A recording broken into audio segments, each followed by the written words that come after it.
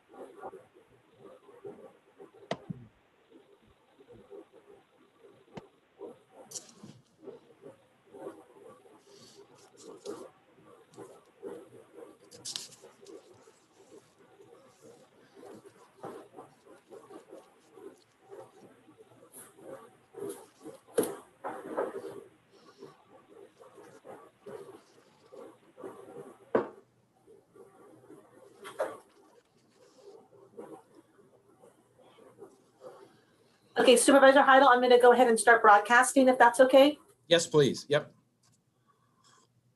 Okay, so we are broadcasting and streaming. Excellent. Thank you, Kim.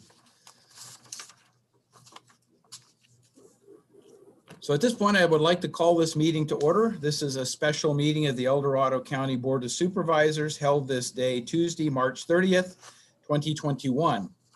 And with that, Supervisor Turnbull, would you please lead us in the Pledge of Allegiance? I pledge allegiance to the flag of the United States of America and to the republic for which it stands, one nation, under God, indivisible, with liberty and justice for all.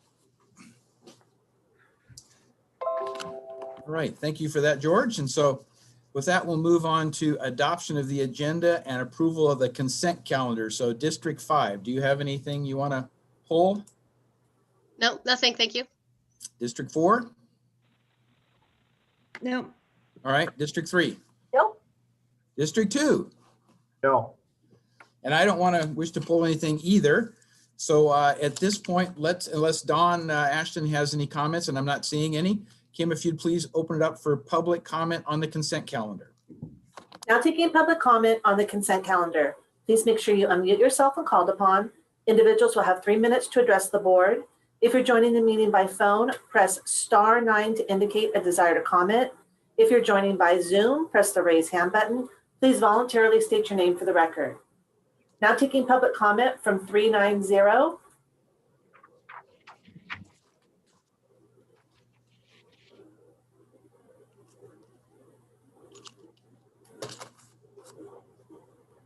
Taking public comment from 390.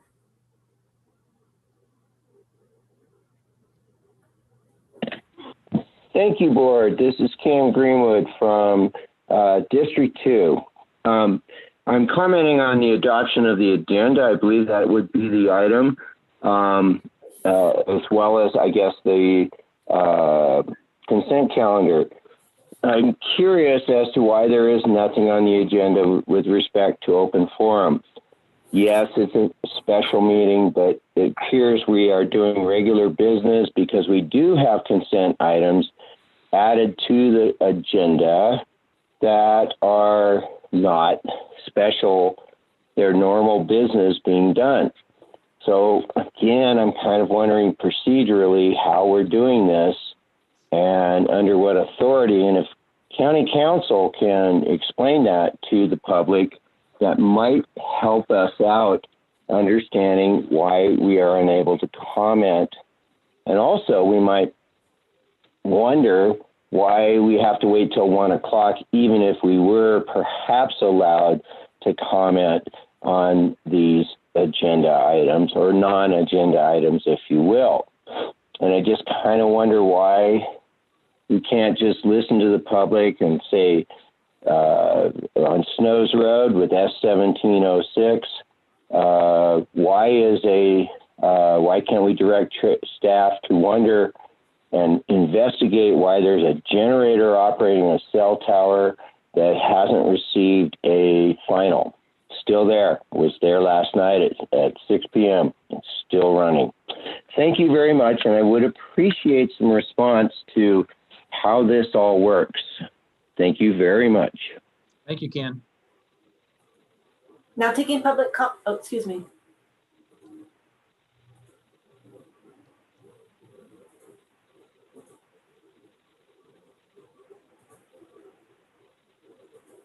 Is there anyone else with public I'm sorry, comment? there's no additional public comment.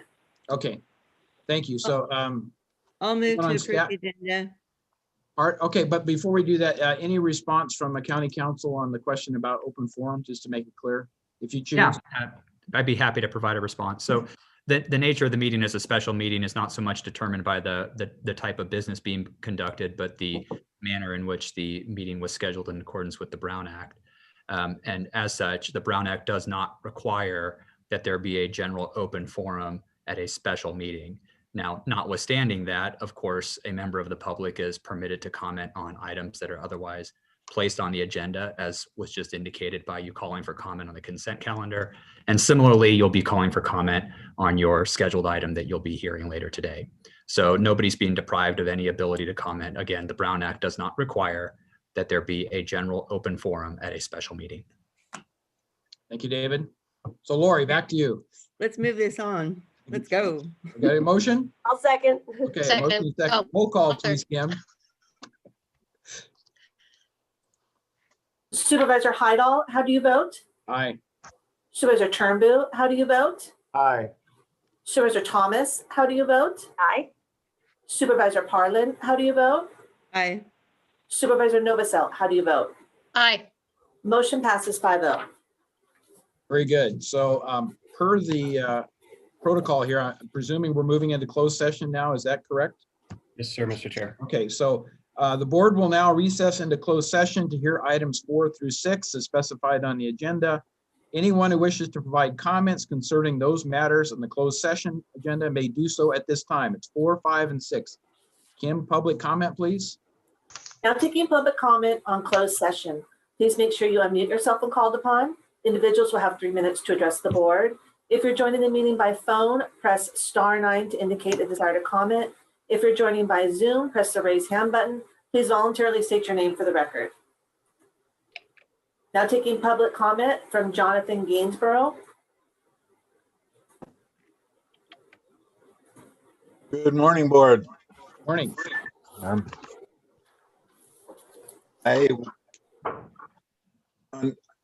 I correct? 4, 5, and 6 is in a closed meeting or closed session dealing with the possible acquirement of the Hangtown Motel and the motel in Pollock Pines. Am I correct on that? Yes, that's 4 and 5. Okay, good. So I just wanted to encourage you all. We're doing a survey to see how many of the 58 counties in California are dealing adequately with the crisis, the homeless crisis. And I dream of the addition in our beautiful town and our beautiful county of some navigation center that needs to fill a desperate gap. I haven't done the research to see what was done from January 14th, 1848, when gold was discovered. But having the oldest newspaper in California, we really have an opportunity to lead, not from behind, but to lead from ahead.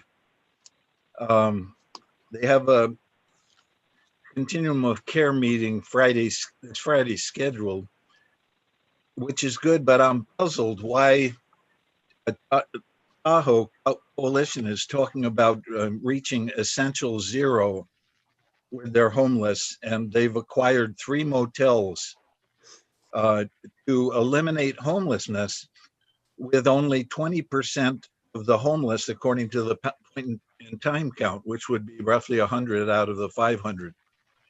Why have they acquired 3 motels, and we're just debating the iffiness or the responsibility of acquiring the same here to deal with the helpless, the homeless, the lost, and the least of our citizens. So I dream that you all will step up to the plate, and let's not just try to catch up to Tahoe, but let's lead the county, and let's lead all 58 counties in dealing as leaders and responsible human beings. I'm looking at a headline from a week or two ago about the headline on her paper was "Man arrested in setting the homeless woman's tent on fire." That's beyond savage. She would have been burned alive. If you'll drive Upper Broadway and see the squalor. Public comment at 3 minutes. Right, tying up. The evidence that at least 60 to 70% of the homeless are dealing with mental illness. We've got to deal with this, and we're way past due. Let's step up to the plate, and let's be leaders of all 58 counties in California for the glory of God and for the sake of humanity and for your own respect and dignity. Thank you very much for listening. Thank you, God Jonathan. bless. Now taking public comment from 474. Chris Payne, Diamond Springs. Item number 5, I believe. Let me just double check. Related to the conference with the real property negotiator on 5940 Pony Express Trail, Pollock. I have not heard any discussion about snow line. If you're talking about the seasonal nature of where it snows, you have to include obviously Pollock pines. I believe that this may not be, even though it may be available, even though it may be used in other capacities, I don't believe this is one that you ought to consider only because of the snow line and the ability to get people around in terms of the transportation aspect of it. You may disagree with me, but I believe it needs to be at least part of the discussion on whether it's appropriate at a particular elevation in El Dorado County to have homeless areas or homeless residences. And in this particular case, I believe the line that I would draw, and again, I realize some people might say, well, South Lake Tahoe or Myers or those areas where there's snow. But we know going in that that's going to be the situation. Pollock Pines is a seasonal thing, and you never know when you're going to have snow or not. But this seems to me unrealistic. Oh, what I was saying about the snow line, I would say that the east end of Placerville would be the line drawn in terms of the ability to have homeless areas and assignments to particular housing opportunities. Certainly farther down the hill, even from Placerville, makes even more sense because of that seasonal nature. And I just think if you say, hey, well, Chris has got a point, but guess what? It's an overriding consideration because we got to have it, and we're gonna buy it because it's available. I would say disagree with you and say, hey, come on, think about it and think about the costs associated with making that purchase. Thank you for the time this morning. Thank you, Chris. Now taking public comment from 390.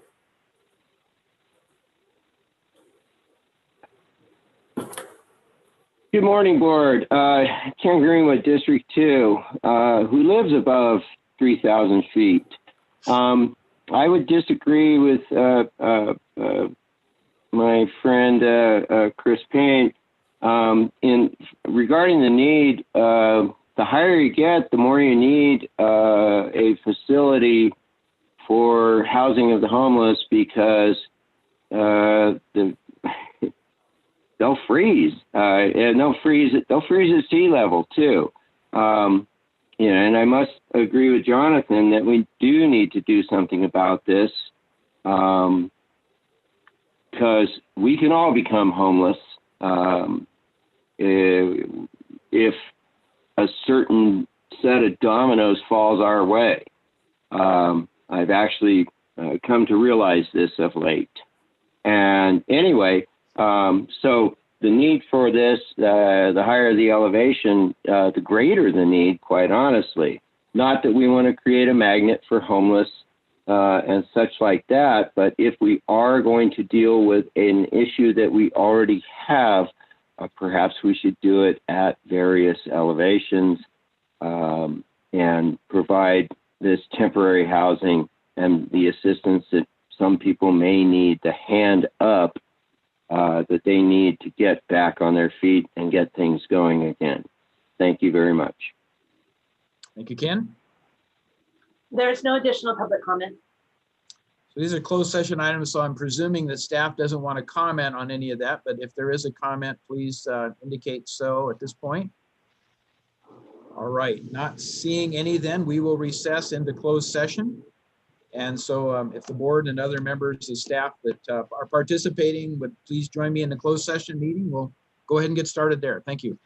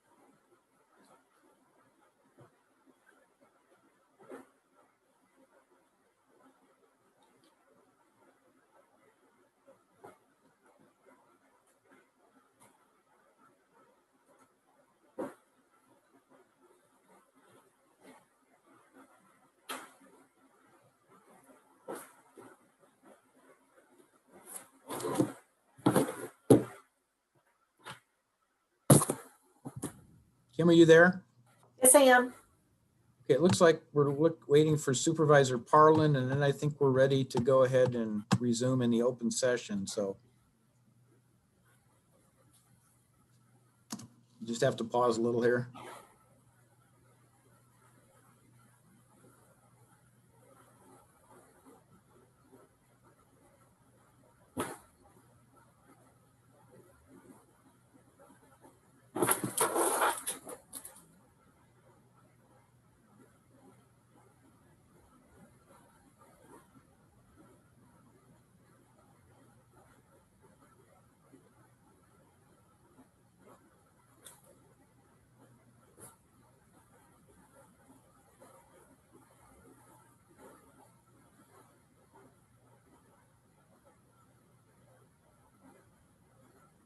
Okay, I think we have all of our supervisors back. So are you ready to go, Kim?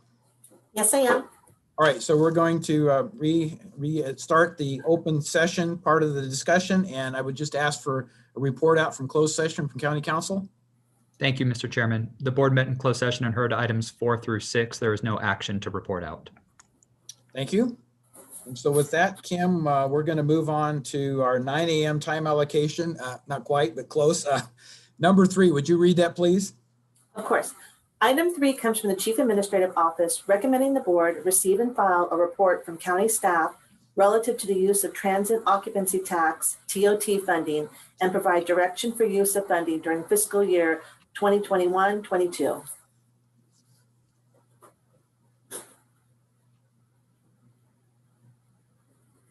Okay, good morning, board. Jennifer Franich, Chief Administrative Office. At the March 9th board meeting, the board directed that staff schedule a TOT workshop, and that was to direct the remaining funding that was not already directed to be allocated at that meeting. So today we're going to just kick off the discussion of transient occupancy tax with some basic information about the county's policies, take a look at the sources of TOT and historical revenues, and then look at what TOT funding has been spent in previous years.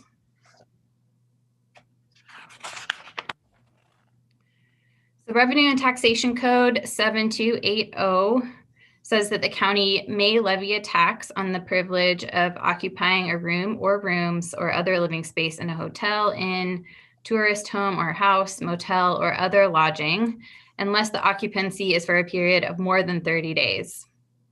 The tax, when levied by the legislative body of a county, applies only to the unincorporated areas of the county. So this is our transient occupancy tax, also known as hotel motel tax. And in El Dorado County, we established TOT in 2004 when Measure H was placed on the ballot as a general tax. It passed by the majority of the electorate.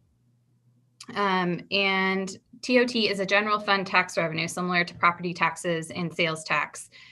So it's legally not restricted and can be used for general government purposes.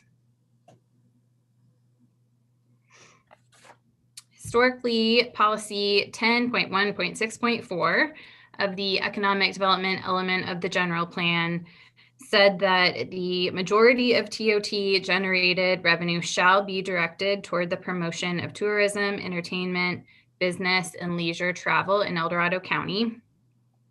But based on a recommendation from the fiscal year 2019-20 Budget Ad Hoc Committee, on December 10th, 2019, the board approved a general plan amendment to remove that section of the economic development element.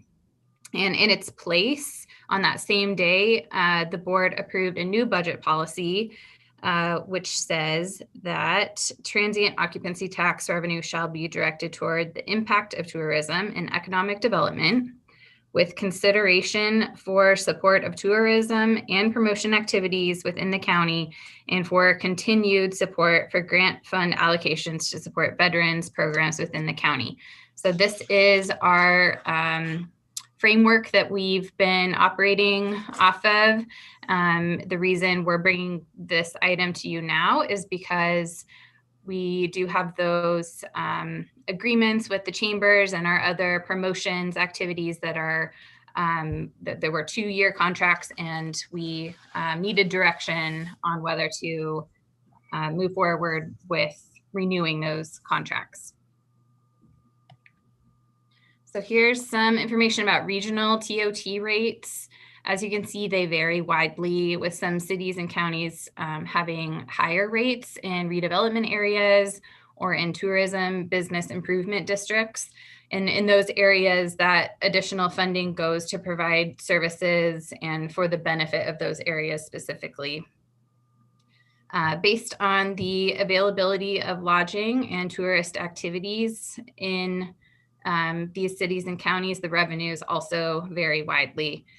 And you can see that in El Dorado County, we have our 10% tax rate, and TOT revenue was about $5.3 million in fiscal year 2018-19. Jennifer, I have a question on that chart real quick. Placer County has 2 different rates. That's kind of unique. I wasn't aware that they were doing that. So this was a ballot measure where the voters approved a higher rate in their Tahoe region than Yes, the bulk of the county? Yes, I believe so. And just like in El Dorado County, of course, their Tahoe area is where the majority of the tourist activity is.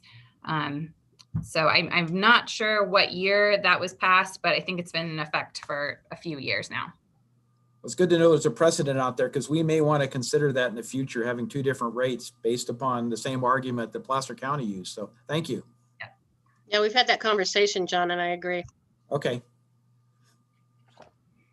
Okay, so historical revenue, you can see here that over the last 8-year period, revenues have more than doubled.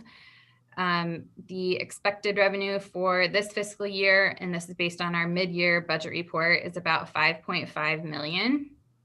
And I did look back, and though it's not on the graph, I wanted to note in contrast that in fiscal year 2004-2005, which was one of the early years where we were collecting TOT, the revenue was only $1.3 million. So TOT has steadily become a key general revenue source for the county. And now I'm going to hand it over to our treasurer tax collector, Karen Coleman, for the next few slides. Hi, everyone. Karen Coleman, treasurer tax collector. And this first slide is the map that shows the difference between the revenue collected up in Tahoe compared to what we collect on the West Slope. And just so that you know, this information is based on a calendar year, because we didn't have we could have went back, but I think it's a better representation just to tell you what the calendar year is. And almost half of what we collect now comes from Airbnb. And because we don't get the information from Airbnb on where this revenue actually comes from, we didn't put it in part of Tahoe and part in West Slope, because we really don't know. But obviously we could probably make some straight line assumptions, or maybe even I would venture to guess that Tahoe probably makes up more than even 50% of that Airbnb amount. Yeah, Karen, can I just make a quick statement here that Airbnb is vacation rentals only, as opposed to the West Slope TOT, which is mainly concerned with hotels. So about 90% of our income from vacation rentals is in the Tahoe Basin. So if you take that 90% of the 2,458,000 figured out, it makes a substantial difference, huge increase in the revenue of Tahoe Basin. I just wanted to make that point. Thank you. Thank you. Okay, next slide. And this slide provides a little more granular information about where the dollars come from by zip code and area, but obviously the amounts are total up to the same as the previous map. Okay, next slide. And I think it's back to Jennifer. Okay, so I'm going to go over our historical expenditures now. So based on the general plan and prior direction from the board, the county's recent practice has been to direct 10% of actual TOT revenue to the treasurer tax collector's budget. And that was to cover the costs associated with administering the VHR program and the collection of TOT. 5% of the prior year actual was used to fund veteran commission grants and activities. And then the majority of that revenue, so 51% of the budgeted revenue, was to fund the economic development budget, and that included staff, contracts for services such as the wagon train, GSEC, all of those chambers contracts, as well as projects that economic development was doing that year. And then the rest of that, the remaining revenue in the past was used just as part of the general fund. As a reminder, TOT is general fund, even though we talk about it as a separate revenue source. So it was used to offset general ongoing obligations of the county. Okay, now back to Karen for this one.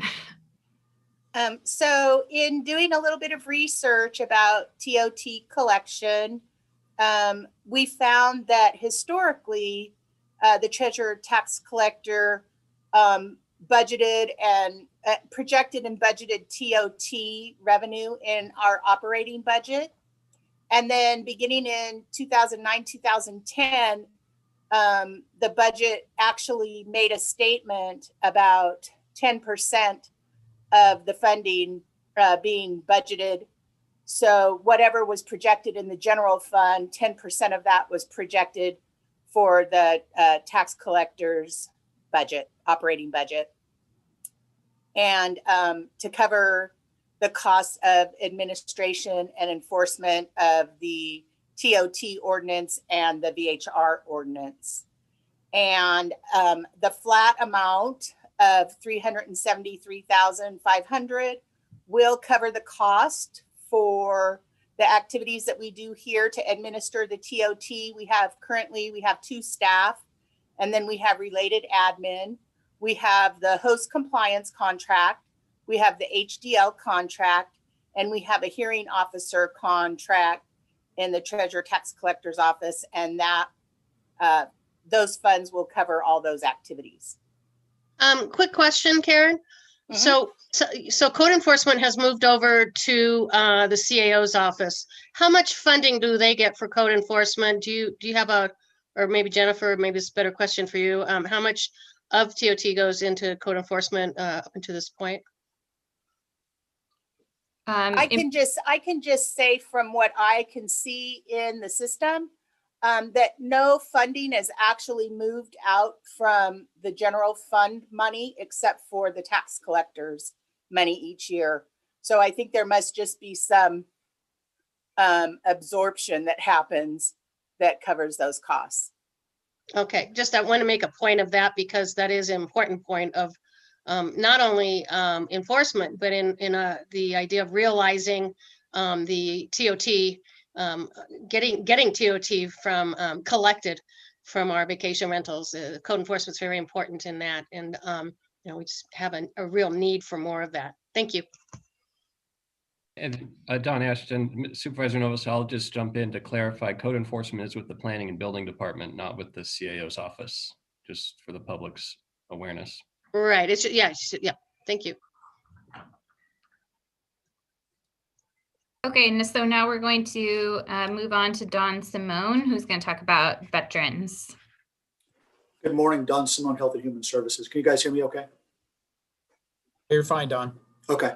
So I'm going to give you a little bit of background. In March of 2013, the board agreed to have the CAO's office include an annual allocation beginning with fiscal year 13-14 budget in an amount equal to the 5% of the prior year's actual TOT revenue collected. And this was for the purpose of funding projects, programs, and services that directly benefited the support and recognition of veterans in El Dorado County. In August of that same year, the Veterans Commission presented their recommendation for funding for that fiscal year 13-14. And in that recommendation, they recommended a creation of a special revenue fund for the Veterans House Committee, also known as the House Council, for an annual contribution of $15,000 for expenditures related to the Veterans Hall. The board adopted the recommendations and authorized the CAO to draft an MOU with the El Dorado Community Foundation to distribute those funds at that time. So historically, Veteran Affairs has been administratively supported by the CAO's office. And in July of 2018, the Veteran Affairs Department transitioned to the Health and Human Services Agency. So I'm going to talk a little bit about the last couple of years of funding, because we had a shift in how the Veterans Commission has allocated the funding, and wanted to give you that perspective. So for fiscal year 1920, the commission received their 5%, which equated to $265,736. Plus, you see there that the House Council received their $15,000 allocation. During that year, the commission decided to fund a new senior veteran service representative position for the Veteran Affairs Department. So if you look at the funding for fiscal year 2021, you see the commission receiving $175,069. Then you see the new VSR position cost at $90,670. If you add those together, you get the same $265,736 the commission received in the prior year, 1920, just to kind of, so that's clear to you. So now you can also see where it indicates the $175,000 for the commission, and next to it in parentheses, it indicates $131,000 initially, plus an estimated $41,000 in a pending award. So this is because last spring, when we were looking at budgets, we were estimating a 25% reduction in the amount of TOT revenue due to COVID. So the difference between that $175,000 and the $131,000 is that 25%. As you know, we did not end up experiencing a 25% decrease in TOT. So we're trying to restore that $175,000 that the VA Commission received back in fiscal year 1920 to make them whole, so that going forward, the Commission supports a line item in the county budget at that $175,000 figure, and the continued support of funding that senior VSR position, and that being budgeted in Health and Human Services. Next slide. So I'm going to talk a little bit about, trying to make my screen bigger here, a little bit about the Veterans TOT funding. And I'm going to go to fiscal year 1920, because that's the last year where we had a full cycle of spending, because we, as Jennifer stated and I've stated, we're always looking at the year following the prior year's totals. So in 1920, that $265,000 figure was really broken into three areas. $116,000 was awarded straight from the Veterans Commission. $130,000 was allocated to the Veterans Mini Grant Program at the Community Foundation. And then $19,000 was allocated towards an extra help student intern position. Next slide. So this, I won't read this to you, but this shows you the makeup of the $116,000 that the VA Commission allocated themselves. And it should be noted that the top 4 or 5 of these are pretty much annual decisions that the Commission has made over the years. And then there have been, the bullets kind of towards the bottom are a little bit newer, comparatively speaking, but these are pretty solid annual allocations that the Commission considers. Next slide. So the $130,000 and change that was allocated to the mini grant program, the mini grant program, I'll go into it in a little bit of detail on the next slide, but it really operates within 2 cycles, and it's a competitive grant cycle. This is the first grant cycle that the Community Foundation ran, and you can see how that money was allocated. Next slide. And then this was in November of last year, the second grant cycle, and again, how those funds were allocated through the Community Foundation. Next slide. about the Veterans Mini Grant Program. As I said, it is administered through the El Dorado Community Foundation. They do charge a 5% administrative fee. And to be quite honest with you, there's a lot of work behind running a competitive grant, 2 competitive grant cycles. And this fee covers just that work. It is administered twice a year, and the mini grants are available up to $3,500. And it's important to note too that the applications are reviewed and the grants are still awarded by the Veteran Affairs Commission. That's not awarded or decided on by the Community Foundation. And then you may be wondering the difference between the funds that are allocated for the mini grant program and then the funds that are actually awarded. If there is a difference, it sits in what's called the Veterans TOT Fund at the Community Foundation. And in recent discussions with Bill Roby, their current balance is $106,132.10 that is sitting in that fund. Just of note, in preparing for today's presentation, I talked to Bill Roby. I also talked to Kurt Raffetto, who's part of the VA Commission and has had a long-standing knowledge in dealing with the mini grant programs and the history. And something that the Commission is discussing currently around the TOT fund sitting at the Community Foundation. Originally, when this happened, Kurt told me that the Commission was granting out $10,000 awards through the Community Foundation. And they over time went down to $3,500 awards. They are now contemplating and probably having discussion here in the next 2 weeks about the idea of settling somewhere in the middle on $5,000 per mini grant award, because it's been a challenge for them over the years with the variable amount of the TOT every year and that 5%. It was tough for them to predict how much they would have. And Kurt felt that has contributed to the fund balance that is sitting at the Community Foundation. Going forward, we think that will be easier for them because with a line item in the budget of $175,000, they have something now they can depend on and make decisions around. And they think that will probably start to draw down significantly on that fund balance sitting at the Community Foundation. So with that, do you have any questions on the veterans piece of TOT? Okay. Okay, thank you. So that's some background on TOT revenues and expenditures. Now we want to go over a little bit about the status of our TOT funds. So first, we do have a designated reserve of about 1.85 million, and that's set aside. It's made up of prior year's TOT fund balance. So anything that maybe economic development didn't spend on their projects or salary savings, or if there was additional revenue that came in that wasn't anticipated through the budget. And that has previously been set aside for economic development projects and business incentives. So one project we have spent that on is broadband. There's an additional $450,000 set aside for the North County broadband grant match that's not included in that 1.85 million. In addition, it's anticipated that we'll have $1.6 million in fund balance at the close of the current fiscal year.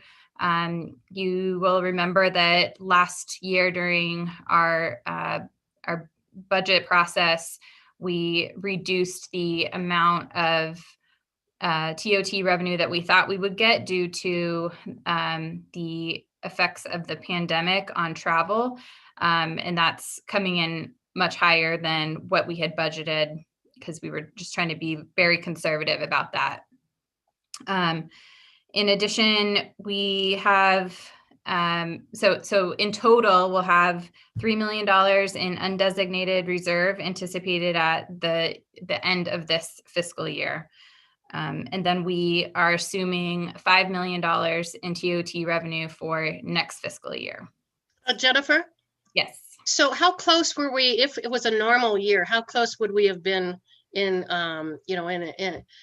to say last year, the year before last, in our revenue, because, what we've seen up in Tahoe is huge impacts this year, because people were told not to get on a plane. And so we've had them in our community everywhere. My concern is if we have extra money here, it should be going back to the impacts of what's happened this last year, because although we didn't anticipate it, we ended up with, at the very least, an average year, if not an increase in tourism this last year. From the year before last, that if the numbers were based on that, then we're talking about quite a big difference. And that was based, and that became a reality because of the tourism, and mostly in Lake Tahoe, I must say. I just want to point that out. Yeah, so originally the budget for this fiscal year was 4.9 million, and then we reduced that down to 3.735 million. So a little, about 1.2 million less than what we kind of had anticipated, somewhere in that ballpark. Yeah, so Okay. if we had anticipated this $1.6 million additional revenue, we'd be at about 5.3. So okay, right on about where So we've right. been in the past. Yep. Thank you. Just want to make sure we understood that. So Jennifer, in the past, the board had allocated, as I recall, it was $250,000 for community standards as part of the community planning process. And I know a portion of that got spent, a portion of it didn't, because we had to terminate the consultants agreement and stuff. Can you tell me how much money is in the reserve associated with just that, developing, community standards, design standards for our communities? There must be some residual amount of money set aside for that already. Is that correct?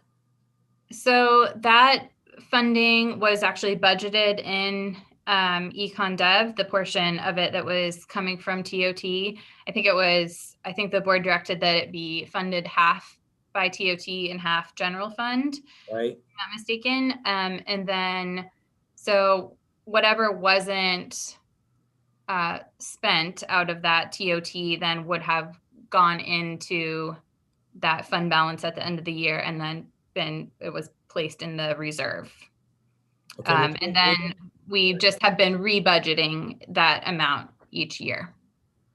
Okay, so it's just accumulating in the reserve, but we don't know the specific amount that was moved aside right now, but it probably becomes moot anyway. I was just curious to make sure that we had residuals from that, because I think we terminated the contract and there was monies left, and that's all I wanted to make sure of. Yeah, I'm not sure how much was spent on that, or how far we got with the consultants, or if the plan is that we need to kind of start over. So I think we do have some representatives from planning and building on the line. They might be able to find that out for us. Okay, I'm sure we'll get into that later on in the discussion. I just thought you might know off the top of your head, but thank you. Yep. Okay, so on March 9th, the board directed use of some of this $5 million in funding, and that was for the 4 different categories: impacts, econ dev, veterans, and promotions. And so for the impacts of tourism, we allocated $373,500 to treasurer tax collector, and then $265,000 to search and rescue operations for the sheriff. For econ dev, that $1.3 million amount includes the economic development budget as well as the GSEC contract. And then for veterans, it's the $280,700 total for that Veterans Commission amount, the additional position, and the House Counsel. And under promotions, the board directed that staff go through with new agreements for the wagon train, the Chamber of Commerce, the El Dorado County Chamber of Commerce, and that's for the Visitor Center, as well as for the Film Commission, the El Dorado Hills Chamber of Commerce, the Lake Tahoe South Shore Chamber of Commerce, and Tahoe Prosperity Center. So with all of that, there is $2,153,708 left to be allocated.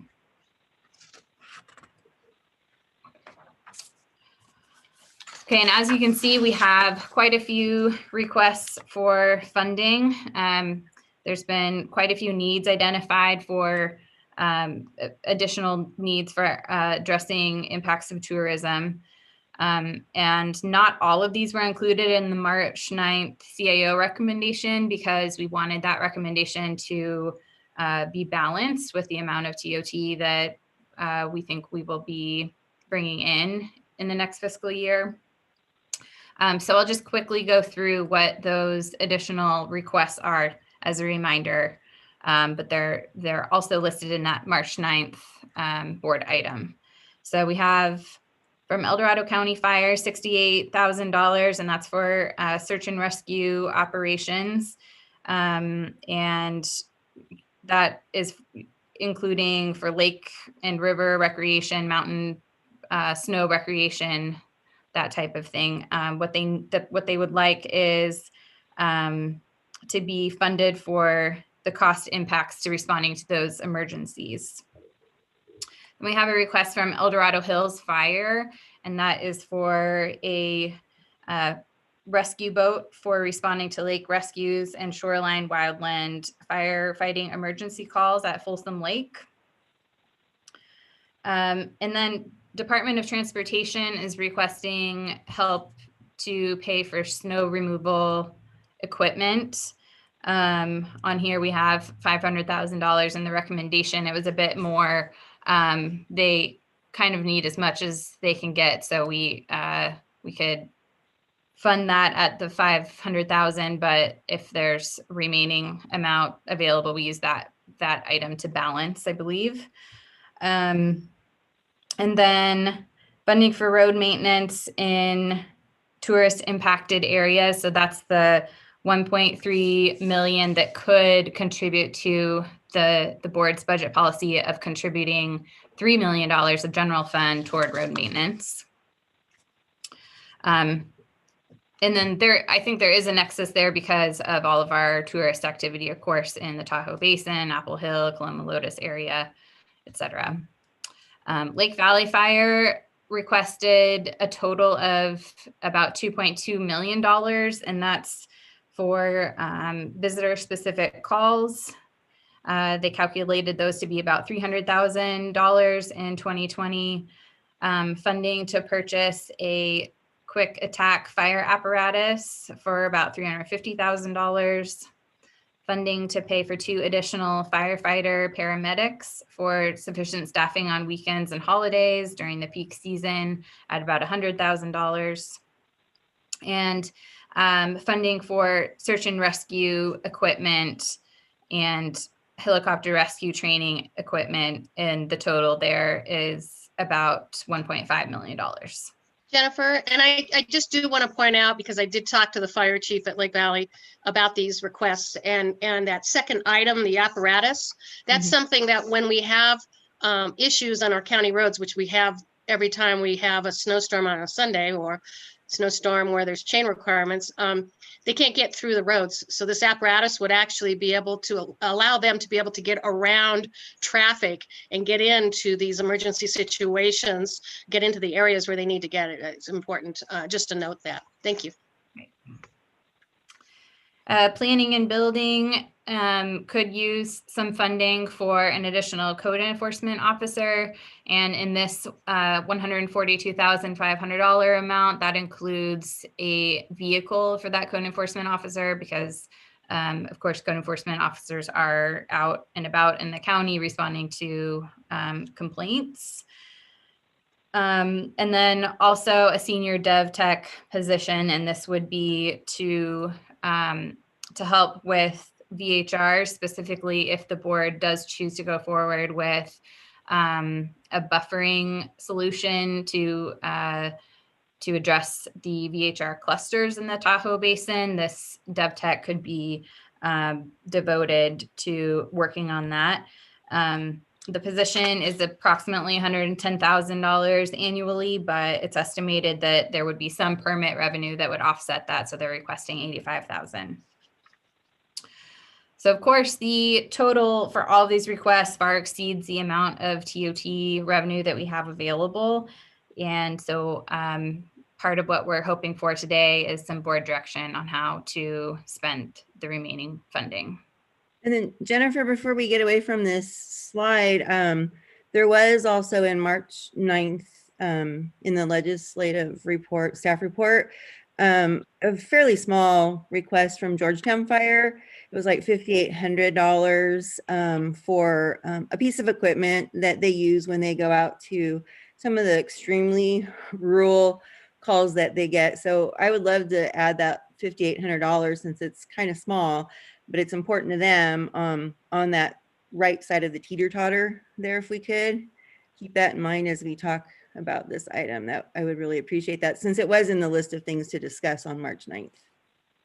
Okay, yeah, we can do that. And I think it is on the spreadsheet, but I'll pull the spreadsheet up so we can have that discussion. I'll make sure it's on there. Perfect, thanks.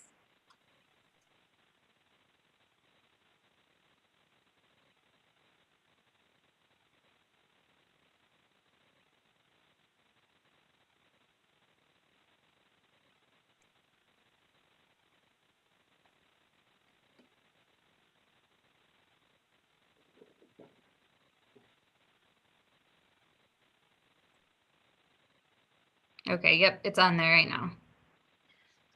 So with that, I'll just open it up for any board discussion, or if you have other questions for staff. Lori, who'd like to start? Lori. I'm going to start. So on March 9th, when we had our discussion about the TOT, I had made a second motion to actually talk about everything all together instead of doing the piecemealing status quo approvals and then talking about the new potential allocations separately, because I see them as a whole picture, and we do have that teeter-totter to balance. So one of the things that I wanted to add on here, talking about TOT as a whole, and it also came out of the March 9th board meeting, was the in my mind, it's directly tied to economic development. And we do see the need to do something. The Board of Supervisors has been kicking the can down the road for a couple decades now, to fund the community design standards, not just in our rural region, our community regions that we've already funded, but now to expand it to the rural centers who are being significantly impacted right now today. So I would like to ask the CAO maybe if he could see a spot or how it would relate to the whole TOT discussion as a whole. We'll start off right there. I'm sorry, I had to unmute. Don Ashton, CAO.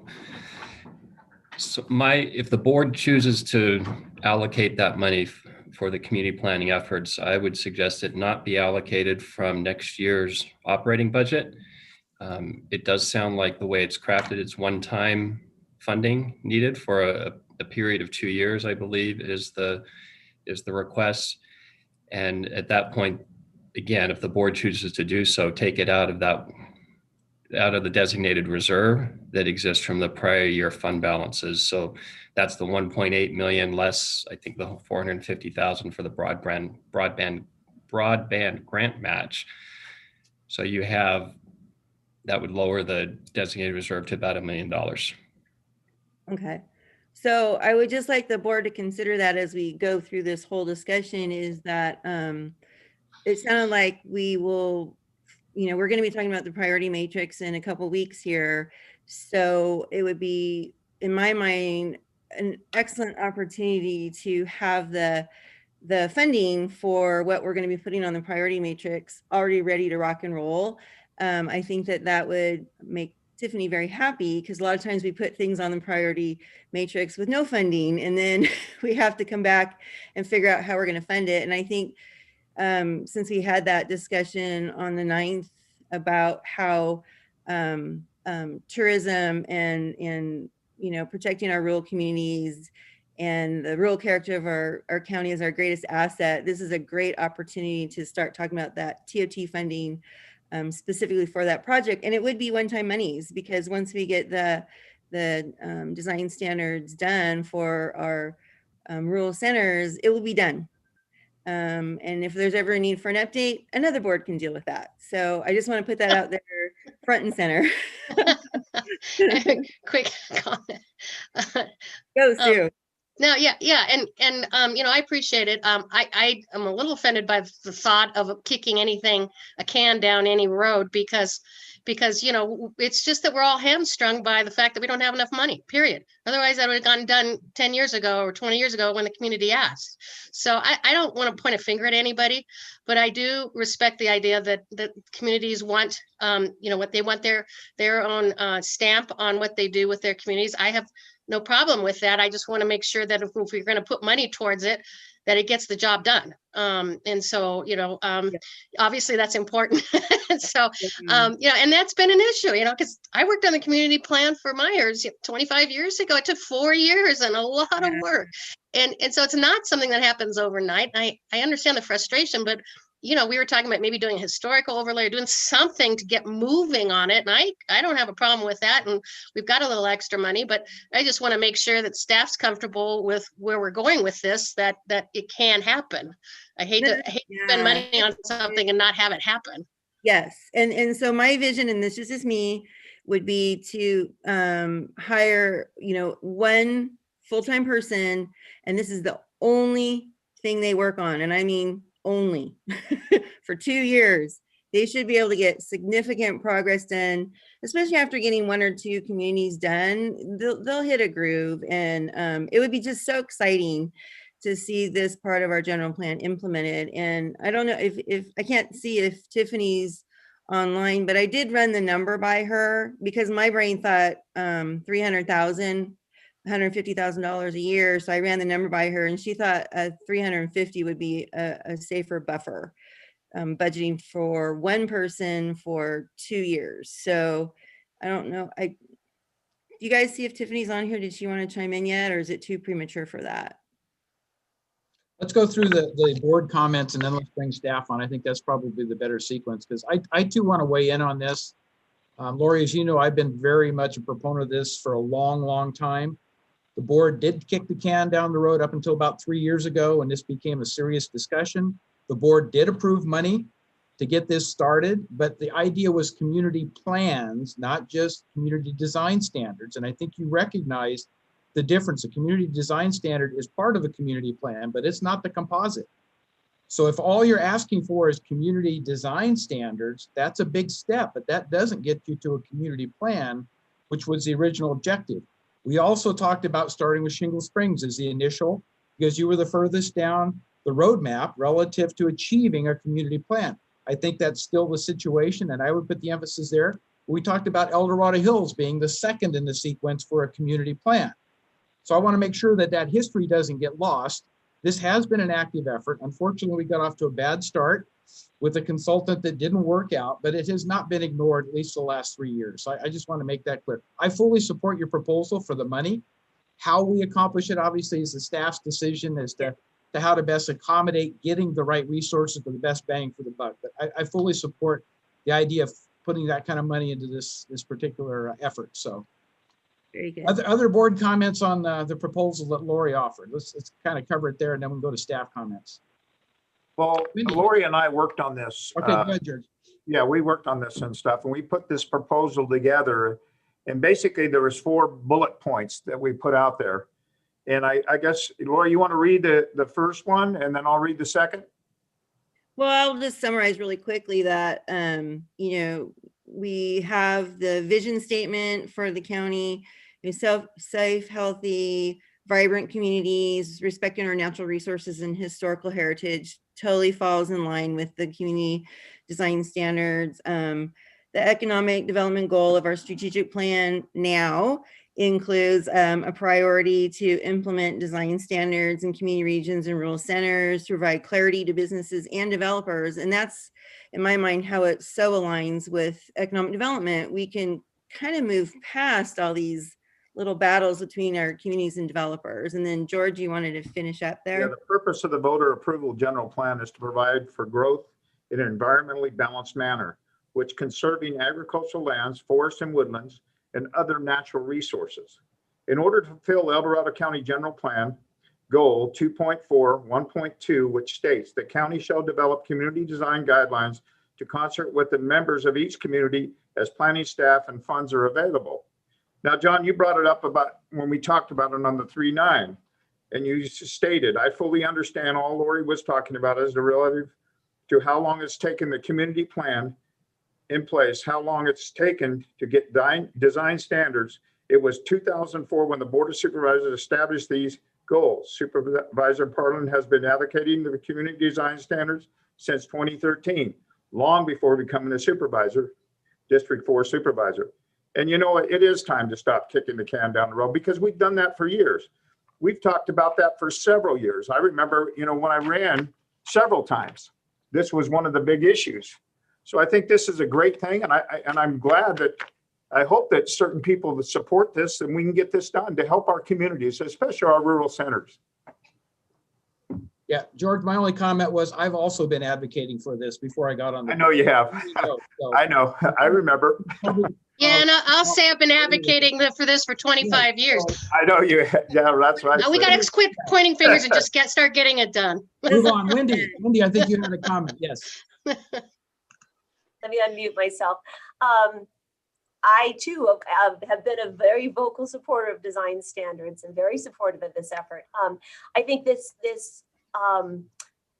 conversation is probably best done when we, get to our budget allocation. And I like the idea of perhaps, keeping this funding source in the back of our mind, but I'd like to address it holistically when we're in the budget process, because I guess I have questions. How would what rural regions are you advocating for? If we're advocating, $150,000 a year for 2 years, how are you advocating, that this money be spent? What regions? What does that look like? Would 2 years do it and accomplish that? How would this person and direction affect the identified priorities within building and planning that we already have? We've been told we have 10 number one priorities. So are you saying we're going to fund the development of design standards in rural regions and fund it? So is that now priority number one? I think we need to have that discussion holistically when we talk about the budget and allocating resources to that. And I guess I'm a little bit confused too, because Lori, you and I have been working on design standards for a couple of months now.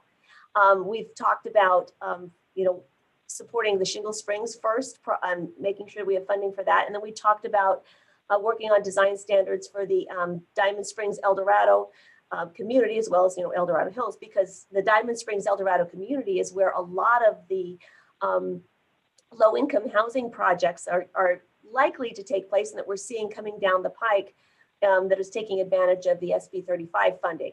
So once again, protecting our community character in the heart of our county as those projects come down, is another. So I think we need to have this discussion in its entirety, because like I said, you and I have already been working on that, Lori. Yeah, no, absolutely, Wendy. That is already in the works to do for community regions. That's in the works, and you're right. But the reality is that our rural centers, our more remote communities, our more historic touristy communities, are the ones that are getting applications for chain stores that don't have any design standards. They're the ones that really need some. Remember Georgetown, 2014, Dollar General.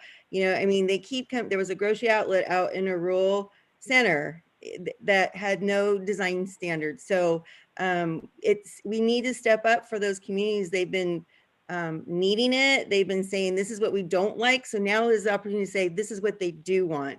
And if we just have a focused effort to get this done, it just makes so much sense. And then we can move on, because I don't know about you, but I'm kind of tired of the battles and talking about it. Let's get it done. And quite honestly, I think it would be, I'm so excited. This could be such a fun project.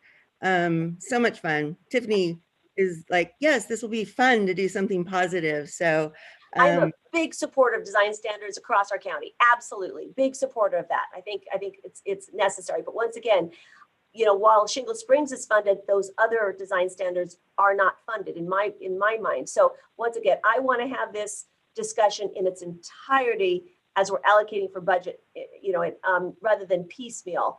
That's just so we really understand what is it going to take to fully fund this to protect our communities so we can have appropriate growth that fits for our communities rather than growth that's going to be forced down our throat that doesn't work for our communities. None of us want that. None of us want that. But that's my 2 cents worth, that I think we need to have a full discussion and really understand what this means. And is this going to do it for staff? Do they need more resources, or is this okay? And I don't think we have that information today. So that's kind of where I'm thinking, but fully support, this effort. So. Okay. So let's have staff weigh in on. Is Tiffany on? I'm not sure. Yes, there I'm on. Hi, Tiffany Schmid, Director of Planning and Building. So that was a lot of conversation there. So first of all, I'm, of course, appreciative of any funding that is being talked about to be committed to the department to take on this effort. So I don't want that to be lost on you. And staff certainly recognize the importance of design standards for both the community regions and the rural centers. So please don't mistake what I'm going to say following that to take away from any of that. So I mean, there's a lot of unknowns in this process that we're currently talking about. If we were to embark on an effort to place community design standards in our rural centers, I mean, we've got to talk about the scope here. We have 29 rural centers. There's 29. So I don't know if we're talking about including all 29 of those rural centers. And they span the length of the county. And so they have very different architectural styles, right? So you can have something that is, anywhere from a more, the Gold Rush era, all the way up as you move up 50 to something that is more of, the Swiss chalet look to it. And I don't know that the various individuals in those communities have had that discussion. So it's a big topic. And I think there's going to be a lot of discussion that is going to be needed both at the board level, community level, and at the staff level to find out what we're really talking about here and what we really need for resources to deliver on this effort. I like and would prefer to have the discussion in its entirety when we bring our long-range planning matrix forward. I said, a few weeks ago, when I outlined all of our priority ones, and indicating that 7 of the 14 priority ones are state mandated priorities. And I feel like the way that the long-range planning unit is currently staffed, we're really only able to deliver on those state mandates, which is just so horribly frustrating, right? It's just so frustrating for the board and the public, and it's frustrating for staff because, like Lori or Supervisor Parlin said, we want to do the fun stuff. I mean, this is wonderful, wonderful stuff, and it's good for the community, and it's good for planning, and it is good for economic development, and it's good for our applicants. So it's hard for me to, chime in. I want to be able to deliver on all of the board's priorities in our matrix. So I feel like in order to do that, I would prefer to have the larger discussion and then talk about what resources we need. I will say that, prior to knowing about this particular recommendation, I did include a supplemental request for additional staffing, and that was for 2 full-time senior planners, and that's what I feel like we would need to actually make some headway on this priority list beyond the state mandates. I will also say that in addition to those state mandates and those 7 projects that we have on the list, there are 13 new bills that are on the table right now, all of which are additional state mandates that will require additional effort in the long range planning unit. And so we haven't, and this is a general fund program, so I'm sensitive to adding additional funding to that and asking for additional funding. And so I feel like I haven't done a good job of really articulating what that unit has been faced with. And so that, I think that's just really created a lot of frustration as to why we haven't been able to move any of these other projects that we want to move forward that are included in the general plan, that have been directed by the board. I mean, rural centers aside, I mean, that is in the general plan, fully acknowledged. So I know that was a lot of kind of a long-winded way of saying it, and you know, we definitely need additional funding. We need additional resources. If in the context of discussing the entire long-range planning matrix, the board wants to direct staff to, you know, if additional resources are given, direct staff to allocate one of those resources to rural center, to the development of community design standards for rural centers, we will absolutely honor that request, and we would do that. I have concern about only receiving 2 years of funding because, as I started out, we really don't know what this scope looks like, and I don't want to seem, you know, not appreciative of the offer of the funding, because of course we'll take the funding, but I don't know how long the entire effort is going to take, and you know, there would be challenges in having just a limited amount of funding. So I would ask the board to, if they were to just allocate one-time monies, then that there would be direction to either future board or staff to continue the funding with general fund as the years progress. Because there's certainly no shortage of work to be done on that matrix. So did I answer your questions or give you what you needed? Thank you, Well, Tiffany. oh, absolutely, Tiffany. Thank you. And I guess that's the whole thing, is that in my mind, this is, you know, the TOT money is not necessarily intended for long-term staffing kind of projects. And so, and especially if we look at the one fund, it is more project oriented. And so I see the community planning or community design standards as more of a project, because they do have a completion and stuff. And the other staffing issues, you're right, that is a big deal, but I don't see those as just out of econ dev. Those are more, you just need more planning staff, period. And are those necessarily tied to the economic development, I guess, is where I'm asking. Well, code enforcement would be, right? Of course, that one's easy schmeezy. But we're talking, she said long range planning though. Right. That's Right. I think they're under that umbrella. So I don't think so. okay, so the other thing I want to emphasize, Tiffany, is I believe that El Dorado Hills wants a community plan, similar to what Myers has.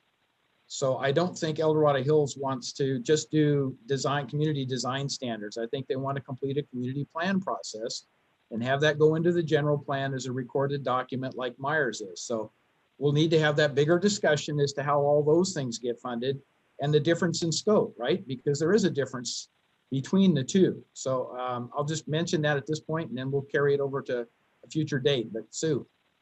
Just curious, Tiffany, because I'm, you know, I called you up, Tiffany, yesterday saying, is there some way to do this? You know, maybe a pilot program or funding just for, you know, the couple communities to look at historical overlays or whatever it takes for them to get that assurances of being rural and all that they are, you know, clamoring for. And, you know, I don't know how we do it, but it seems like if we could take some of this funding, and I don't have a problem with taking, you know, like $300,000 for this and setting it aside for that specifically. If we need to have the conversation down the road, do it, but at least we've got it there. And because we do have some extra funding, I'd certainly like to see most of this going towards impacts of tourism, but we still do have some funding mechanisms, and economic development is, you know, the huge part of that is finding out what a community wants in their communities. So I guess, Tiffany, the question is, you know, if we were to set aside this funding that Lori and George have requested, but that be, because they're going to take like a little pilot project and make it towards these two areas that they're specifically talking about. Would that work, and would everybody be comfortable with that? Well, I guess I still don't know, because I don't know the entire scope of what we're talking about here. So I guess two particular areas. So what are we talking about for the rural centers? We're going to pick out which two? Well, I think, Laura, you were talking about the Somerset and the Georgetown, specifically, and that's what I was thinking is if we can do a little pilot program. I don't know, again, I was just trying to figure out. We've done this in the past, is do little pilot programs on because it does get overwhelming when you're trying to talk about the entirety of everything. So if we can figure out a way to get a little niche project going, that would be helpful. Maybe, I don't, maybe that won't work. But would that work if you could find a project or two, or is that just too difficult to separate out? I mean, at the end of the day, we'll do what the what the board wants us to do, and we'll do our best to deliver. I still, with a program, and maybe it's, I'm having a hard time compartmentalizing, because I look at it as a whole. I look at my department operations as a whole. I look at how long-range planning impacts economic development, how building, and so that's constantly where my head is. So I'm, I see I understand the question is, a pilot project. If we were to look at, two rural centers, what does that take?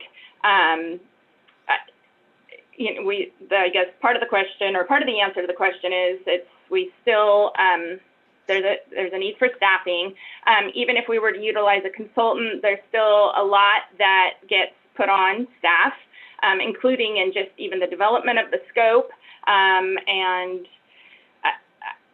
if that's what the board wants to do, we would try to accomplish that. It's challenging for me, and it's also challenging if we look to bring on an employee just for a couple of years, that brings an entire different element of issues. You've got to try to find someone that's willing to work on a limited term. I'm not making excuses. I'm just trying to help the board understand the big picture and how these things just don't happen so quickly. And so it takes, maybe 6 months to bring a person on. There's a training effort that needs to occur, a familiarization with the county. So it does. 2 years makes me nervous, and everyone talks about how slow government moves, and I guess it's true, and it's painful, but so a 2-year time limit makes me really, really nervous, as does just a pot of money to accomplish this single thing. I mean, we do it all the time with our consulting, with our contracts, set aside a certain amount of money, but when you're asking to bring in staff to accomplish this goal, that makes it a little more difficult for me to put it in a box for you. I guess where my reference was is we were talking about doing that with broadband, because we have a $350 million need for broadband. And so we were talking about doing like one area or two, one or two areas. So I guess that's where my mind was going, but I understand. I'll let everybody else talk about it. Yeah. But I like the idea of just setting the money aside so that we can maybe noodle on it a little bit, but definitely this need is just increasing just because of the pressures of development. That's just the way it is. And, the developers are frustrated. We've seen that. The communities are frustrated, and this is intended to get us past that. So we do need to do something. So maybe we want to just say, let's tentatively set this money aside and have it ready to rock and roll. And Tiffany can look at the best way to, take some time to look at the best way to get this done for us. Perhaps that's the best way to go. And yeah, government is slow, which is why I guess in my mind, I am pushing because the threat is real out there. The communities, every time one of these projects comes and we don't have these design standards done, we get flooded with emails and phone calls. So, and they want us to do something and take action. So that's just. And could I, just in response to that, may I? So I think, and so I put in a supplemental request, right, for 2 senior planners. The cost of 2 senior planners a year is around $300,000. I mean, in a perfect world for me, and I'm not trying to advocate for my department right now because I know there's limited funds everywhere. But so a perfect world for me would be, you know, if I were to receive the 2 senior planners, and then if the board wanted to utilize some of these funds to offset the cost of the first year of those senior planners. And then, as I said, if the board wants to then direct that one of those planners just works exclusively on this effort, that's fine. And then that gives, you know, me more, I guess there's just more reliability in the process and an operational standpoint, right? So I have a full-time staff that's dedicated. I have assumedly an ongoing revenue source that allows me to utilize that person in whichever way the board directs, and then move that person on to, you know, the next priority one. And so let me ask our CAO, Don Ashton. He proposed, I think, the use of reserve funds out of TOT to fund this $300,000, $350,000 effort. Are we able to approve those reserve funds to enable Tiffany to go out and hire the personnel today? Is that what your recommendation would be? No, you can't do that today because we would have to come back with a personnel allocation, changing the personnel allocations to add the positions to the budget. Okay. All this, well, you could give direction for my office to include this designation for that purpose. And we could then move, that doesn't have to be part of the budget hearing process, whereas this ongoing funding discussion that we'll have in a minute does have to be part of that public hearing process. But at any time in the year, you could authorize staff to use designated reserves for any purpose that you see fit. But there would be some follow-up actions to take to add the positions. Right. So Lori, I think that would be the motion you would want to make if we're ready to make motion. I want to get some public input, but at the appropriate time, that would probably be the motion to make, to use those reserve funds to set aside the funding, and then that'll set it'll start the look at, are we going to hire personnel? Are we going to get a consultant? But at least the funding is solidified, it's set aside. So that would be, I think, the appropriate step. So John, just a point of order. So we're going to have a discussion just about this part. I don't want to forget what I would consider the majority conversation today about the impacts. This is just about this part. Okay. Correct. So all I right, think thank you. before we bring in the public comment, what I'd like to do is have a discussion that goes beyond that to the remaining items. The sheet that's the slide that's in front of us talks about the remaining items and requests for consideration. I think we need to kind of walk through those, recognize the request that Lori and George has made is separate from that, particularly if it comes out of reserves. Here we're talking about the existing TOT tax revenues. So I do think we need to have comment on this and these remaining items, and then I'd like to open it up for public comment for the whole discussion, if that's okay. So if I may, I'd like to start off the conversation, since a lot of this, when we're talking about impacts of tourism, 4/5 of the money came out of Lake Tahoe area of TOT this year and this last year. And I think it's incredibly important to talk about impacts of tourism when we talk, you know, about this next part. And you know, looking over the requests, I think one thing stood out. Two of the biggest requests were for fire boats. And as much as I love my fire departments and incredibly think it's important to have fire boats, we have 2 other fire departments up in Tahoe who have bought fire boats out of between their funding they get from taxes and from other mechanisms. So, you know, again, as important as I think those are, if we take those 2 requests out between El Dorado Hills and Lake Valley Fire, then you're talking about a more manageable conversation here. You know, I really feel it's important need that the most important thing, number one, is our road maintenance and our snow plows, snow removal. That apparatus, again, that the Lake Valley's talking about is incredibly important to be able to get around in the wintertime, especially for them to be able to get to emergency situations that are being so difficultly impacted by tourism. So, you know, I can show you my noodles, but basically, you know, for me, the requests, other than the 2 fire trucks, fire boats, I thought that was really important, just to take all those Any extra reserves, we have, as we were saying, a $1.6 million fund balance at the close that I think we can use for the extra road maintenance we need. So I'm just going to start that conversation. That's my suggestion, is that we fund everything other than the fire boats, and then we use any extra for two things: about $700,000 extra for the road maintenance, and I can't remember what the other was, about $592,000 for reserve. To just start that conversation there. Okay, all right. So could we have on the spreadsheet, so you're suggesting, Sue, to move the apparatus over into the column so we can see the math, right? And that's Right. like 350. Yeah, let me grab. Yeah, so if we move that over there, then we can kind of see. So you're suggesting removing the difference out of the 1.3 road fund suggestion? Is that what you're kind of? No, just taking it off the top. The fire department, Lake Valley Fire had priorities, priority 1 and 2. Priority 1 was direct visitor costs of 290,000, and then apparatus needs of 350,000. Those are their two big highest priorities that I think that talk about tourism impact are huge. So putting those in, but taking out the 2 fire boats, and what else there was, and keeping in your Georgetown fire. I think that anything that has to do with tourism obviously has to do with rescue.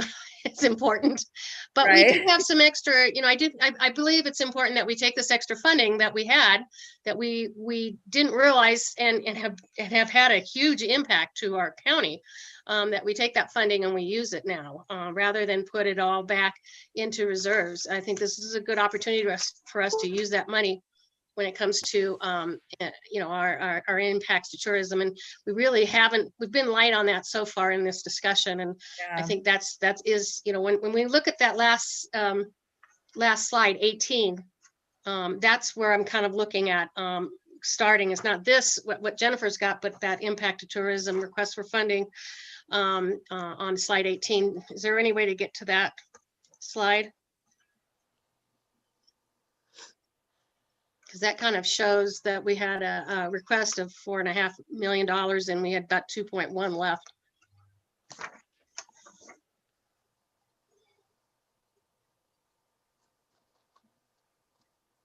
One more slide. There you go. There we go. There's our teeter-totter. Again, we've got about 2.1 remaining and about 4.5. And again, if you take out those 2 boats, we have about 1.4 in requests, a little bit more if you add Georgetown, a few of those others. And then, as I say, I think we need to have the 1.3 for road maintenance and the snow removal, incredibly important.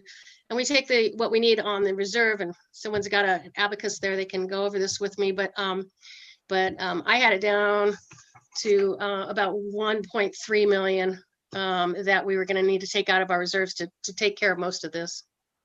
So this is a starting point. Let me suggest we go line item by line item and see where we get consensus from the board, because otherwise I think we're going to go all over the place. So if we started with the $1.3 million, going back to the slide we had it before for road maintenance, does anyone on the board choose to offer a different amount than the $1.3 million that's shown there as staff's recommendation to go into that road maintenance part of it?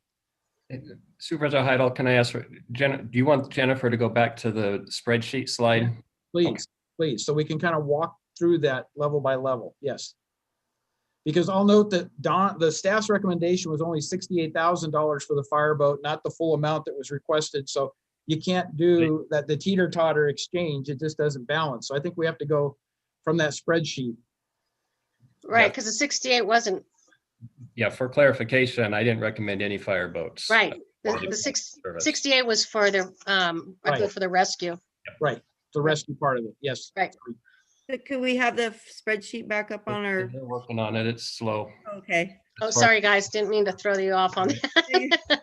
I was kind of working off of that page 18. Where we could look at the impacts. Sorry. I thought the teeter-totter was a good graphic. That was Yeah, it was easier than this one. So if we go back up to the general fund at $1.3 million, does anyone on the board have an argument in favor of increasing, decreasing? Well, I'd love to see it increase, but I think that's realistically where we need to be. One of the other items. So I'm not gonna. Yeah. I'm And happy. if that's staff's recommendation, I support that. Okay, good. So let's move to the second one. The DOT snow removal equipment at $500,000. Yes. Does anyone take exception to that? I wish we could have more. We really actually need 4. So just We need to double FYI. all these numbers, but we can't within the. I know. Yeah, right. So I It's a think good that's the start. total allocation that staff has proposed. So I'm good with that one as well. The Yeah. third item then is additional senior development tech. Thoughts on that? Is that a paramount decision? I believe that had to do with us talking about clustering and the VHRs. And so I think that's really important. I believe tell me if I'm wrong, but I believe that's what that one was for. Tiffany, can you take that one, please? Yes, Tiffany Schmidt, Director of Planning and Building. That is what that position is for. If the board moves toward a clustering program, we would need additional staff to implement that program. And whether we, and whether we do or not, we still need more staff in there to talk about vacation rentals. So Yeah. I wholeheartedly think that, again, that's a direct impact from tourism. And it's a major generator of revenue. So Yeah, nobody on the board takes exception to that, right? We're all good with that number so far, right? Right. Then let's go to the county fire, the search and rescue part of it. John, you skipped though the code enforcement officer line. Did you? Oh. Right. I'm sorry. Okay, code enforcement. Yep, sorry. I think everybody's okay with it, but I just want to make sure we didn't miss it in our No, conversation. thank you for pointing that out, Lori. That's Yes. good. I jumped ahead. Thank you, Lori. That's an important one. Hugely important for us Let's to take get exception to control. it. Nope, that's a good one. Okay. Yep. County fire search and rescue at $68,000. definitely support it. Yep. Okay. Definitely. And then this is the fireboat. Obviously, it's on the not suggested for funding right now, so I think that's an agreement. Then we get down to the 2 Lake Valley, and I guess I'd like to suggest we move the Georgetown fire over because I think that $5,800, as Lori argued, is money well spent, and I think that should be included in here somehow if the board's okay with that. I am. Yeah. You have to balance the numbers out beyond that, right? So Yep. really the balancing point now to come to the right total becomes the Lake Valley Fire, how much we put into their needs to supplement this, unless the board wants to introduce another item to pull over, right? Well, and I'll just again point out, they had priorities they gave me on this. The number 1 was the direct visitor cost of 290. Followed, second was our apparatus needs of 350. And then 3 and 4 were more about staffing and future needs, current and future needs. I'm not, frankly, I think those first 2 are important. I worry about funding, future, not only just future needs, but the idea of staffing in the future. I'm very comfortable, and I would hope that we can add the apparatus, because once I had a discussion with our fire chief, I realized it's something they really, really need in order to get around our communities when we are impacted. And that's direct impacts to tourism, is our roads get clogged and they can't get around, and this apparatus would allow them to be able to get around on those roads. So I think it's really a critical part. So I'd appreciate if we could add that back in. Okay, Jennifer's provided us the out of balance. So when you look at the bottom line, the yellow line, it says we're $500,000 over what we have the ability to allocate. So I'm surprised with that because we moved the 350,000. It means the 350,000 needs to go back over to the left, and we still have to make cuts. So I'm not quite sure. Well, is it that we have a fund balance that we're still not talking about? So I'm confused on that, John, and that, when we go back to when we talked about on slide 16 about our TOT reserve, we have reserves in here, and that's where I'm saying I think it's important we go ahead and use our reserves on these, look at what we need, and then use those reserves as a part of it. I think Don explained to us we might have $1 million in reserve if we set aside the 350,000. So you're saying cut that in half again, down to less than $500,000 in reserves? I'm saying when we had anticipated $1.6 million fund balance at the close of the fiscal year, current fiscal year. And we, so we had an undesignated reserve anticipated of $3 million. We have funding for these extra considerations here is what I'm saying is use our reserves for this. Oh, Don.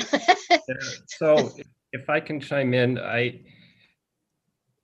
think it scares me to start spending projected year-end fund balance in March when we don't have the year-end books closed yet. I agree. Well, how about our reserves we have right now then? We have reserves right now. Yes, so Let's talk about that. Yep, that's where I would prefer the board focus on your current reserves. And and I just want to send a reminder that those reserves were established for broadband and business incentives. The board can change that direction. So we have a 1.85 and 450,000 is for broadband. So we still have 1.4 million in reserves right now. And so is there a part of that we will be taking out of something?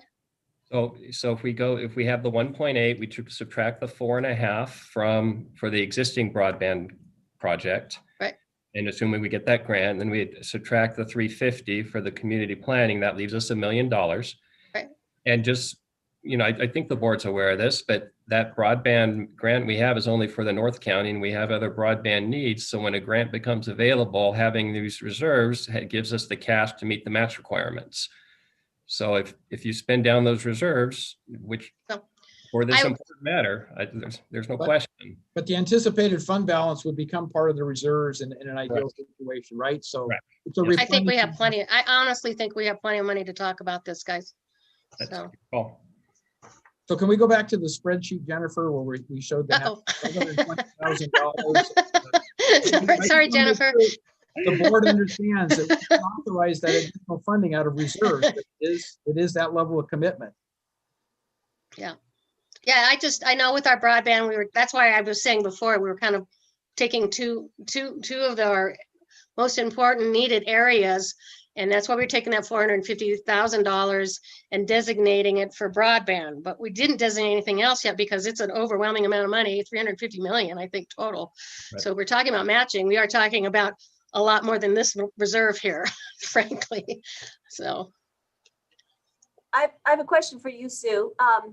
How has Lake Valley dealt with responding to traffic accidents during the holiday? Have there been times when they couldn't get there without this apparatus? What their report to us was this last year, and this year I haven't had a report about this honestly because of COVID and all things going crazy. I haven't been a part of their conversations, but last year they said it added, I believe, over 5 minutes of response time during the holidays because they can get through. It just takes a lot of work. They have to move cars, whatever it takes, they will get through. But it adds a response time, which is life-saving, or in this, response by apparatus could very much be a life-saving apparatus. So that was their concern, is that there are times when we do have, and I've seen it, where all roads leading out are completely clogged. And this apparatus will actually go into a four-wheel drive situation where it can get around and still get the emergency response. So that's about all I've heard from them. But I again, without this, there is an increase in response time, from what I understand. Perhaps if we approved the budget allocations as is currently listed, would there be an opportunity once we get our designated, what would close our year end out, we know what our fund balance really is, could we fund it at that point if the board so chose? Perhaps that's maybe a better course of action. You're asking me? My concern is that we have DOT. Oh, okay. Okay. Can you repeat that question? Sure.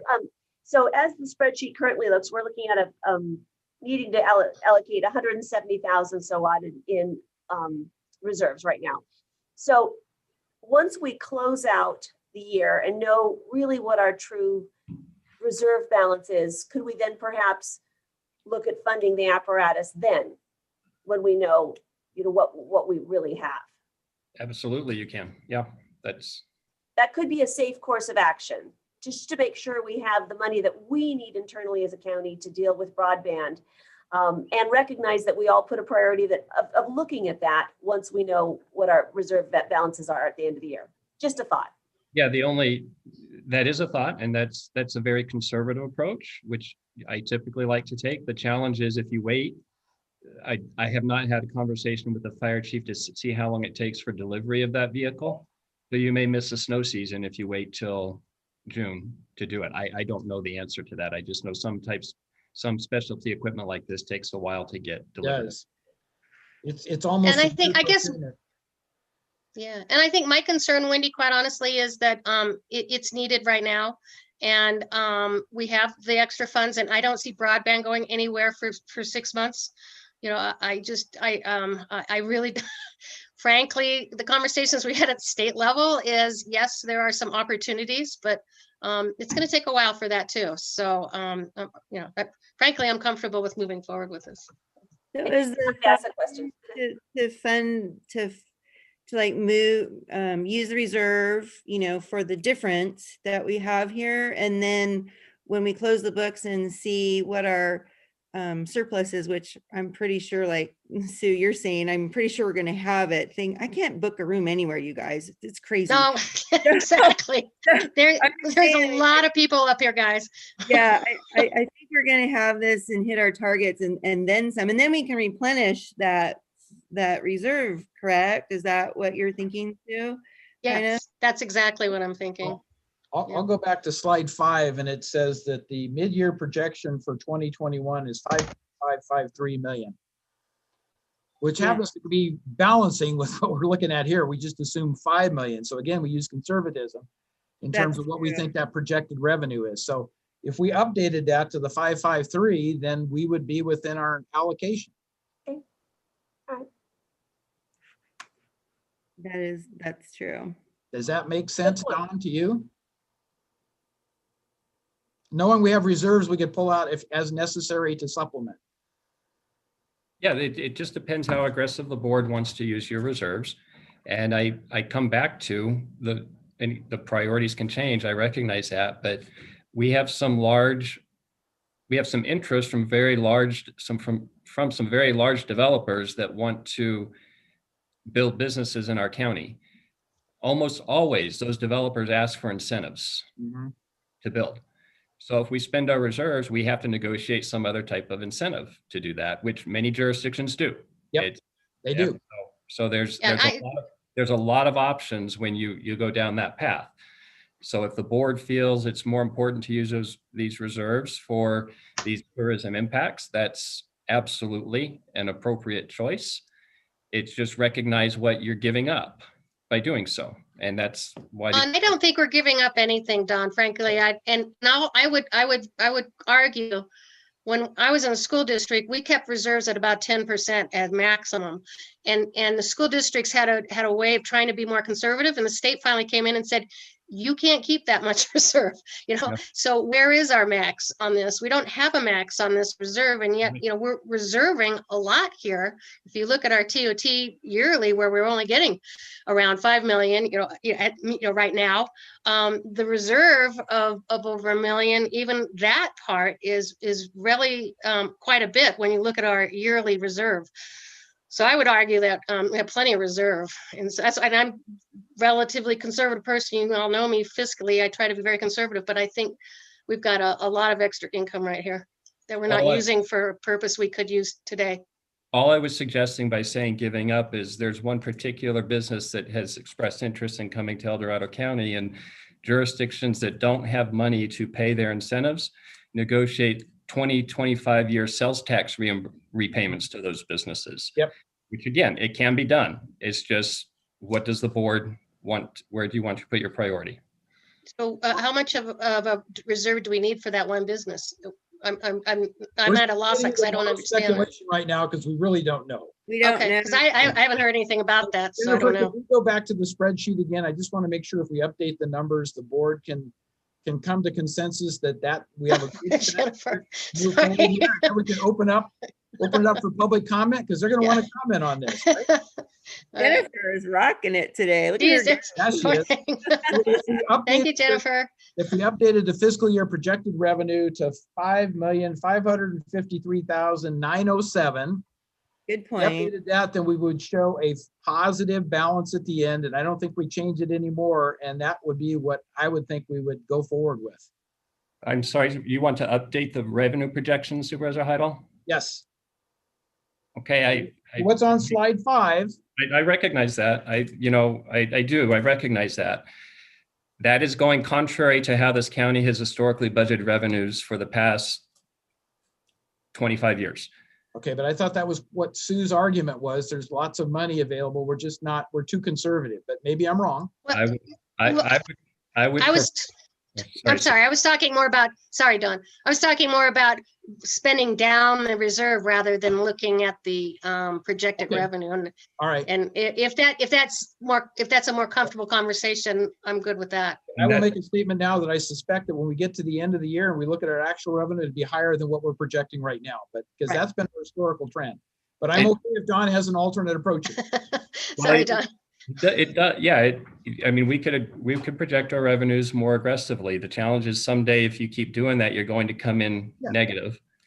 And one of the advantages of projecting the revenues low and them coming in higher is then you do have money for one-time costs, which these fit that criteria of one-time costs, and that's the purpose of the reserves. So that all that is consistent with how we tend to operate in a conservative nature. So I would rather leave the revenue projection the same, Okay. hoping it comes in higher, and use the reserves as Supervisor Novosel suggested. And then when the revenue comes in higher, then we have the conversation again, what we want to do with it. Right. So I guess, Jennifer, what you do is take the used reserve under the Lake Valley Fire Squad and move it down to the bottom line. We're going to use reserve to the tune of $520,000 is what I hear Don advocating. No, that's if the board wants to use your reserves. Right. Yeah. Yes. That's what we're contemplating right now is Right. to, yes. And that works on the spreadsheet in my mind too, John. I get what you're saying. So I just want to note really quick, though, that this quick attack fire apparatus is probably one time, but the calls for services Will not be. So not that we couldn't, if the board chooses to, we could allocate that funding for 1 year, but that is more of a ongoing cost. Well, the snowplow is a one-time, this one snowplow. I have a feeling we're going to be buying more plows in the future, but this one plow is a one-time cost too. So we could look at it that way, correct? Well, and the additional senior development tech, that's an ongoing. So it's really a mixture. It isn't all one time. Yeah. Right, but I was saying if you wanted to use the reserve to fund this request from Lake Valley. Would it be easier for math just to say we're going to pull the snowplow out because it's 500,000? It's right around the number that, I mean, just for easy math. No. Does it matter? Yeah. Okay. We need that snowplow. Priorities for funding. Yeah. Well, we're talking about pulling him out of the reserve is what I'm saying. Yeah, pull it out of the reserve. Math. I'm sorry, go ahead. If the board, if these spending items that are in this column here that totals 5.5 million, if that's what the board prioritizes, then just direct staff to allocate the additional 520,000 out of existing reserves to fund these projects. Then it's a paper exercise that we'll put on paper, but it accomplishes the board's desires. That seems cleaner to me. Yeah, and we don't have to do the paper. It does to me too. Yeah. Okay. Any other board comment? Okay, we kind of have a plan short of having public comment. So Don, we're at noon time. I'm assuming we want to proceed forward, take public comment. I'm not sure how many people will want to comment, but if we get to 1 o'clock or something or other and there's still comment, then maybe we need to take a break. But I'm hoping, does the board want to take a break now before we take on public comment? Is everybody good to keep going? Or should we take 10 minutes and then come back, or 5 minutes and come back, or whatever? 5 minutes would be great. Okay, so we take a 5-minute break and let's come back then at 12:10. Let's just say 12:10. We're going to come back and we'll resume by taking public comment. Is that good? Perfect. Thanks. All right. Thank you.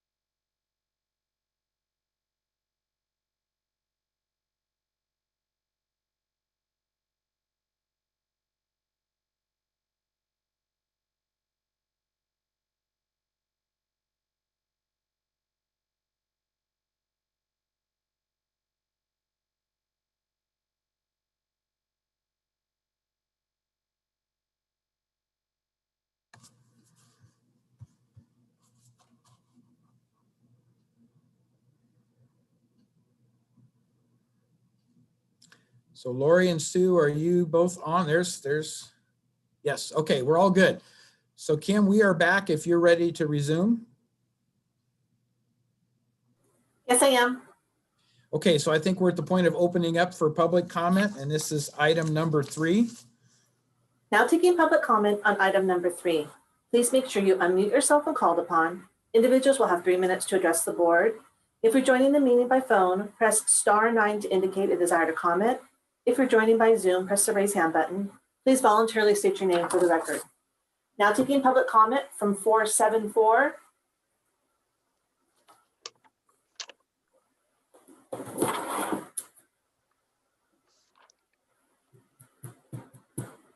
You're muted, 474.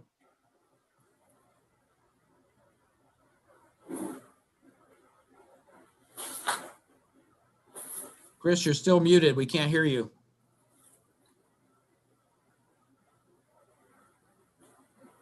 Do you want me to go on to the next and he can call back? Or better? He may not be there right now. So let's go on to the next one.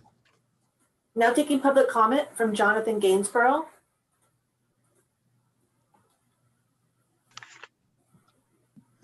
This is Jonathan Gainesboro. God bless you, my dear friends. You don't have to write this down, but I'd like to preface my remarks. I've listened for the last 2 or 3 hours since 9 o'clock start. Genesis 4:9 and Ecclesiastes 4:9. So it's easy to remember 4 and 9. Genesis is the beginning of the human race, and Ecclesiastes 4:9 is God's plan for the human race. Genesis 4:9 is a very, very packed verse that it has a question and it has an answer. The question is the right question, but the answer is the wrong answer. Ecclesiastes 4:9 has all to do with the right answer. And so in Genesis 4:9, God says to Cain, he asks a question: where is your brother? And then the wrong answer comes from Cain. It's all in the same verse. And Cain says, how should I know? Or in other words, how the H should I know? Am I my brother's keeper? Now, that's distasteful to think about, but as I've listened to a $2 or a $5 million surplus, I'm not much of a Governor Newsom fan, but when there was a $15 billion surplus instead of the expected decline in income, which the state is working with, he started funding motels for the homeless in Operation Home Key, as you all know. Now, this morning, there was a closed session, and after it was done, the report back was, is there any action to report? And the response was, no, there is no action to report. That doesn't mean that some action wasn't taken. I hope that God is moving your hearts and you're realizing that all 23 communities in El Dorado County are affected not only by roads and by broadband and all fire trucks, fire boats, etc., but every single part of the county is affected by the homelessness crisis. The whole world is watching El Dorado County, as is National Public Radio in Sacramento, which was up here a year ago saying that the city and county was refusing to do something and they wouldn't answer the questions about what was being done comment at 3 minutes for the homeless. And so I'm just encouraging you all to move forward. You cannot please everyone in the county, but you can do what pleases God and what he created you to do, and to take care of those who cannot take care of themselves. God bless you. I love every one of you. I pray for you and your families. We must lead from in front. And let's do that for the least, the last, and the lost. God bless you all. Thank you. Thank you, Jonathan. Now taking public comment from Paula Peterson.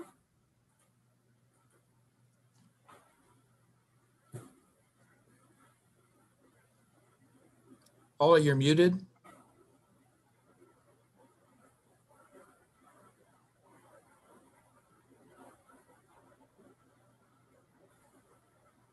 I'm sorry, I didn't mean to ring in. I'm just driving, listening to you on my Zoom on my app, so I apologize. Not a problem, Paula. Good to hear from you. Sorry. Have a great day. All right, thank you.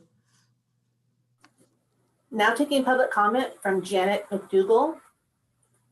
Good afternoon, Mr. Chair, members of the board. Janet Mcdougall, South Lake Tahoe resident. I'm glad to see this on your agenda, but I've got some serious concerns about process. Lake Valley Fire obviously has had sort of a pipeline into this process, and I'm really glad to see that you're considering giving them some money. But I am a firm believer that TOT requests of this nature should be one-time money only. And that opinion is informed by my own experience with the city of South Lake Tahoe when they used to dole out TOT to various organizations. Organizations become reliant on this money, and it may be there, maybe it won't be. In addition, as far as process goes, again, Lake Valley Fire is, and our roads, these are worthwhile causes, but we have other worthwhile causes. And two that come to mind are the Tahoe Paradise Park. I happen to know that they want to build some restrooms that are used not only by locals, but also visitors. And they really need some money to get that process going. In addition, Clean Tahoe. We have trash all over this place now because of the impacts of tourism. And I would imagine that Clean Tahoe probably could use a little bit of money, one-time money, to perhaps get another vehicle, whatever. They're operating on a shoestring as well. My point is this. This needs to be a more inclusive process. And I would advocate for a citizens committee that meets to accept requests for funding, and then that citizens committee kind of culls through that so that you as board members don't have to take that on as one more duty.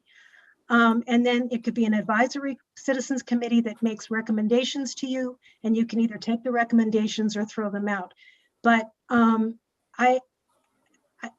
obviously the lion's share of this money is coming from Tahoe, from our residential neighborhoods, frankly against our will. But that being said, we would like to see, a decent amount of money coming back up here to deal with these tourist impacts. So I hope you will consider having a deadline where and broadcasting around to the various organizations. I mean, Clean Tahoe and Tahoe Paradise Park should have been notified that this was on the agenda today. I'm very sorry they weren't. As soon as I realized it was on the agenda, I made a couple of phone calls. They're worthy organizations. Obviously, it looks like there's no money for this year, but going forward, I hope that the process will be more inclusive. So I thank you for that, and good luck with your deliberations today. Thank you, Janet. Now taking public comment from Galaxy S20.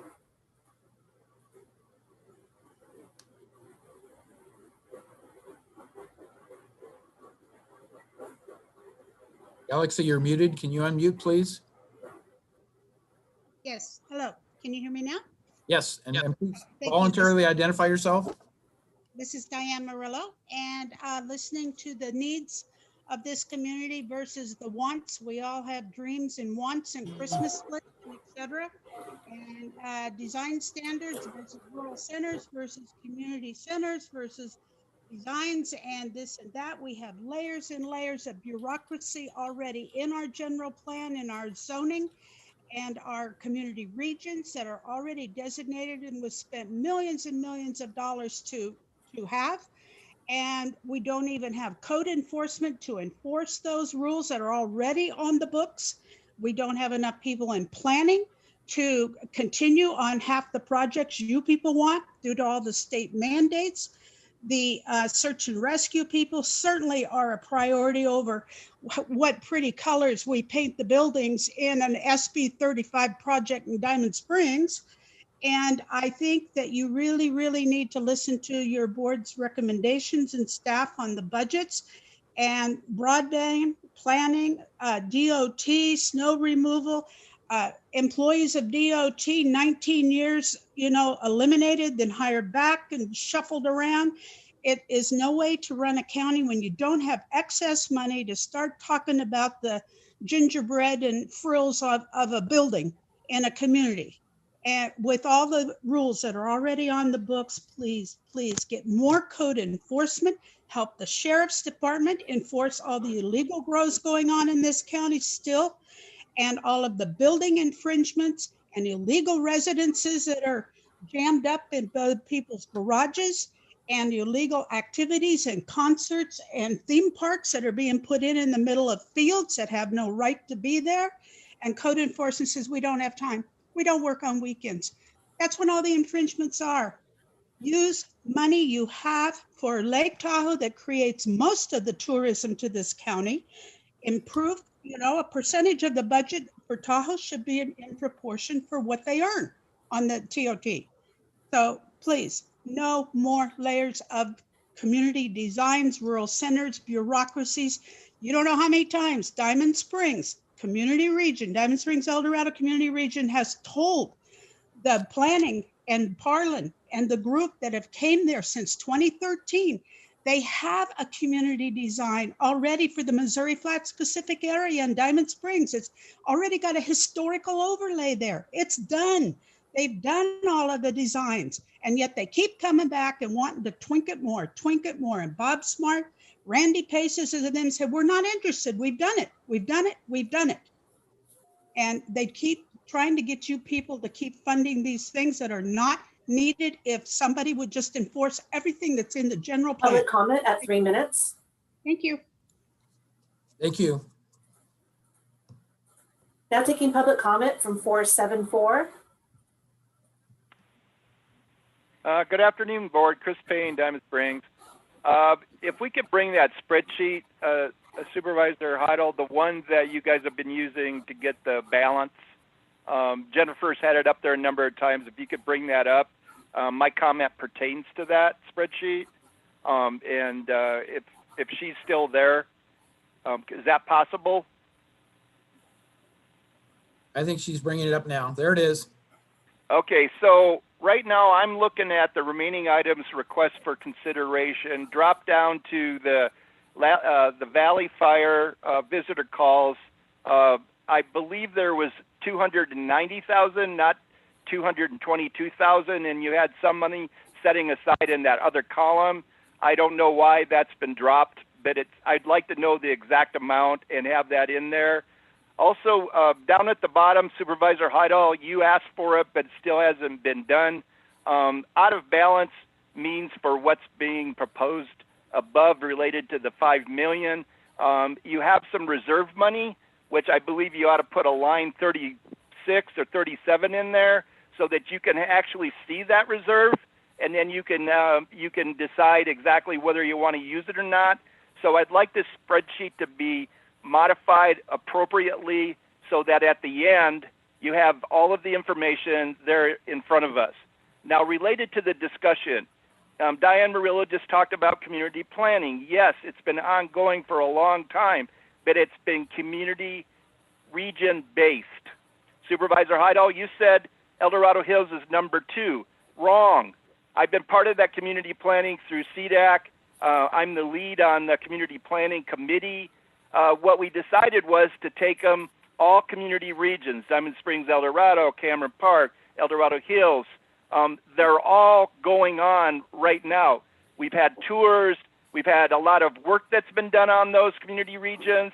And remember, that's just as you said earlier in the discussion, that has to do with design standards for multifamily and commercial, nothing related to single family. I'm just saying that's the focus. We've been waiting now for over a year. It's been COVID delayed, but we were ongoing. We were meeting almost on a biweekly basis, and now it's been stopped.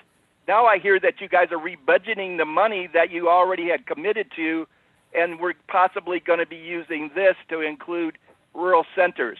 I don't need to discuss it any further. You have said, Supervisor Heidel, and Tiffany Schmidt said, hey, if you're going to add all these communities, rural centers, that's a lot. What is it, 10? 15, whatever she said. So you got to be real careful what you're asking for and what you may need to focus on. But please, at least Public get the comment community at 3 planning. minutes. Just a second, I'm just about finished. Get the community planning going, getting going again, and just pick up where you were and get your consultant hired, the new consultant, and let's get moving on it. Now, one more thing related to the demands. There's always going to be more demands. I believe the discussion that you've had to date, regardless of what you might hear by others in the public, it makes a lot of sense. It's technically, budgetarily complete in my mind without making too much change. Just make those adjustments to the spreadsheet and I'll be satisfied. I could say much, much more, but at least do that for me. Thank you very much. I appreciate it. Thank you.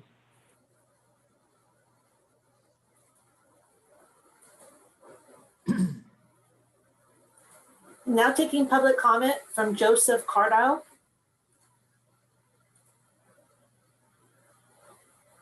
Hi, my name is Joseph Cardinelli. I'm the Tahoe Paradise Park Board Chair. I see that you guys have allocated money in different directions. The TOT tax is actually for the offset of tourism in the area that is generated. Now, we recognize that 4/5 of the money generated comes out of the Tahoe Basin, yet Tahoe Paradise Park has an increase of over 300% of usage because the park is the jewel of the Tahoe Basin. Our funding for the park is nothing. We have not received anything to help offset the costs of the increase in tourism that the TOT tax is to help with. With COVID-19 this last year, our revenues has gone down 30%, maybe a little bit more than 30%. Without the offset, we're in kind of a fundraising and volunteered to keep our park moving forward. The park is an essential part of our community. And what I like to say is that we would be interested in getting some funding as the bridge project is going to be put into place hopefully next year. The park will be a destination point and again, in increasing the usage of the park. So I'm hoping that the board will consider helping us at the park to truly mean the efforts of the TOT tax to go to help with that. Thank you, guys. Thank you, Joseph.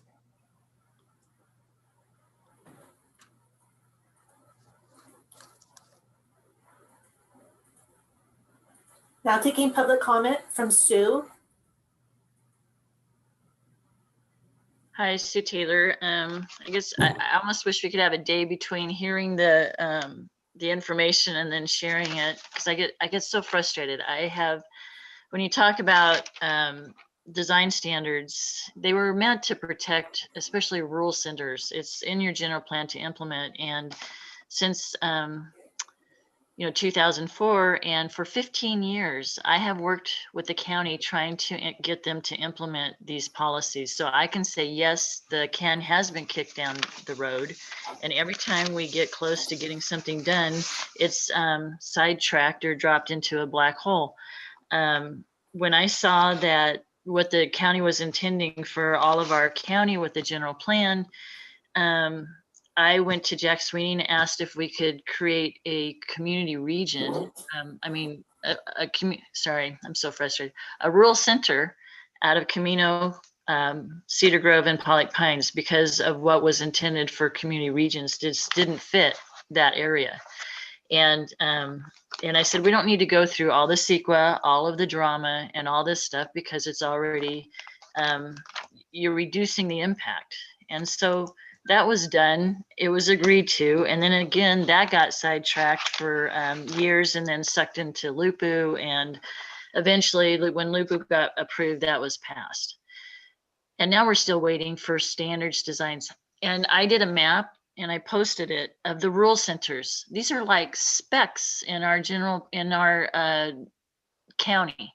These are such small areas, but they are also the most rural and historic areas in the entire county. And all of this time that you've kicked this can, we've had to fight projects that shouldn't be coming to those centers and historical sites like Georgetown. And now Cool is in the battle. And now you've got Fair Play in the battle because you refuse to implement these policies. I worked with Diamond Springs. I'm the one. Diamond Spring has a advisory committee because I went to Jack and said, it says in the book, you're supposed to have one. So he set one up. Then they went forward and they actually did the community plan before they had a community advisory committee. And then they fine tuned it. They have done that within their own community, but it's still not, it's always this, evading actually accomplishing and getting it done. I have done these types of projects and I don't take 15 years to get them done.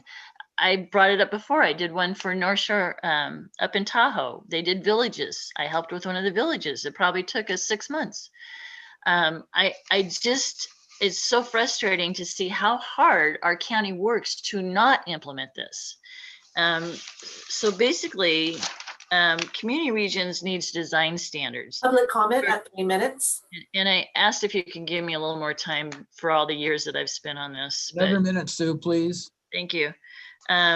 Community regions needs design standards for commercial and mixed use standards. That's just the standards. Those are within community regions. What we're seeing in rural centers, they're being destroyed by not having any policies to take care of them. And they don't need to be these huge design standards. They really need to be implementing a protection against formula businesses. Mm-hmm. And it's obvious from the March 9th meeting that the chamber seems to control. They're usually behind every one of these projects, and the board seems to lean in their favor to allow these to go into these areas. So I am so looking for the will to protect our most historic sites, because right now, Camino downtown is very vulnerable to another Dollar General. Right today, they could go and make an application and put a Dollar General in the heart of our Apple Hill downtown, Milltown, Camino. And I, for 15 years, have trying to prevent that. I worked with 2 different supervisors, and now there's a third that wants to continue to kick it down the road. And I hope, for the sake of the few places that we have left that have a historic town site, that we can do something to protect those sites. They just tore down another building, downtown Camino. We've lost our mill that was gorgeous, hand built. If you would implement something to protect these sites, and just me mentioning it, I can see SBI is probably going to go out and tear down something else because there's no protections to prevent these historic buildings from being destroyed. So please do something. Thank you. Thank you, Sue. There's no additional public comment.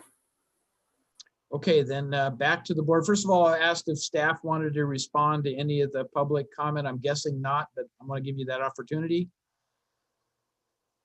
Okay, not seeing any staff responses to the board for discussion, deliberation, whatever we want to call it, a motion. Yeah, I personally like the direction that we had set up. And I was going to ask if Kim could help me out though with oh, she's so awesome. What is, I can't see it though, it's so tiny. Is that the spreadsheet what we were, oh, is this what we were talking about? From Yes, this is what I was putting together as Jennifer was doing her presentation. Okay. So those are kind of the things. I think what Dawn had alluded to was just to have the whole list of items and let staff figure out the part. And then also, I'm thinking of the first part of our conversation about setting aside the set aside for the community. Sorry, I tried to eat a little bit of food to keep my blood sugar going and I'm fading. I'm so sorry. That's why I wanted to see it in writing. We talked about at the beginning, a set aside of the, what's it called? The designated, what's it called, Dawn, please? I'm not following you, Supervisor. Help me out. what did we talk at the, when I started talking about the community design standards, and it seemed like everyone was consensus that we would set the $350,000 aside from the reserve. So Designated reserve. Yeah, so I would, yeah, thank you. I would ask Kim to add that line under the 350 for the Lake Valley Fire District, because it's coming out of the same reserve account. Okay, so we'll put it down in that way. And so this is kind of like what we've been talking about the whole time when we move things around on the spreadsheet, I believe. But I think you're right, Lori. We were just going to put everything together and then, you know, have a extra, you know, whatever amount that was that we ended up would come out of the reserve. It wasn't designated in one specific fund or another. And I don't think it's community regions planning, because that's a designation. It's community planning, including rural centers, right? Yeah, it was going to be more, this effort was going to be the rural centers specifically. Right. My understanding, because we've already allocated a separate pot of funding for the community regions. That was done in like 2017, and we're still working on that.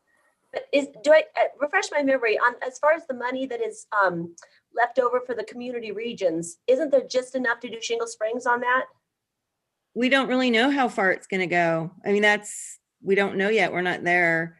I'm hoping that once we get, the goal was always to get one done. Sure. And the rest should follow. I mean, you know, in theory, that sounds good.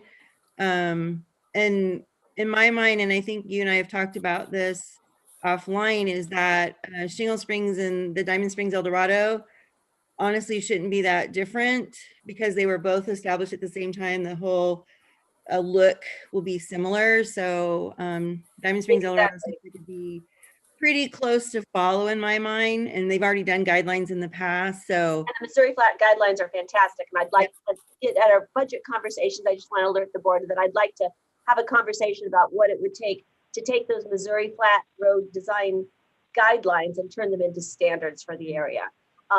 But I like the way this is listed, that $350,000 is set aside in designated reserves for community planning, including rural centers. I'd like to leave that open, because I don't want to just tie us down. They're all 350 for rural centers, when we need to have that you know, conversation in its entirety before we know exactly what we're looking at. But I like, if you're okay with this, Lori, I think this is a good way to lay it out. I think this works well, because we're leaving we're setting it aside, definitely. Yes.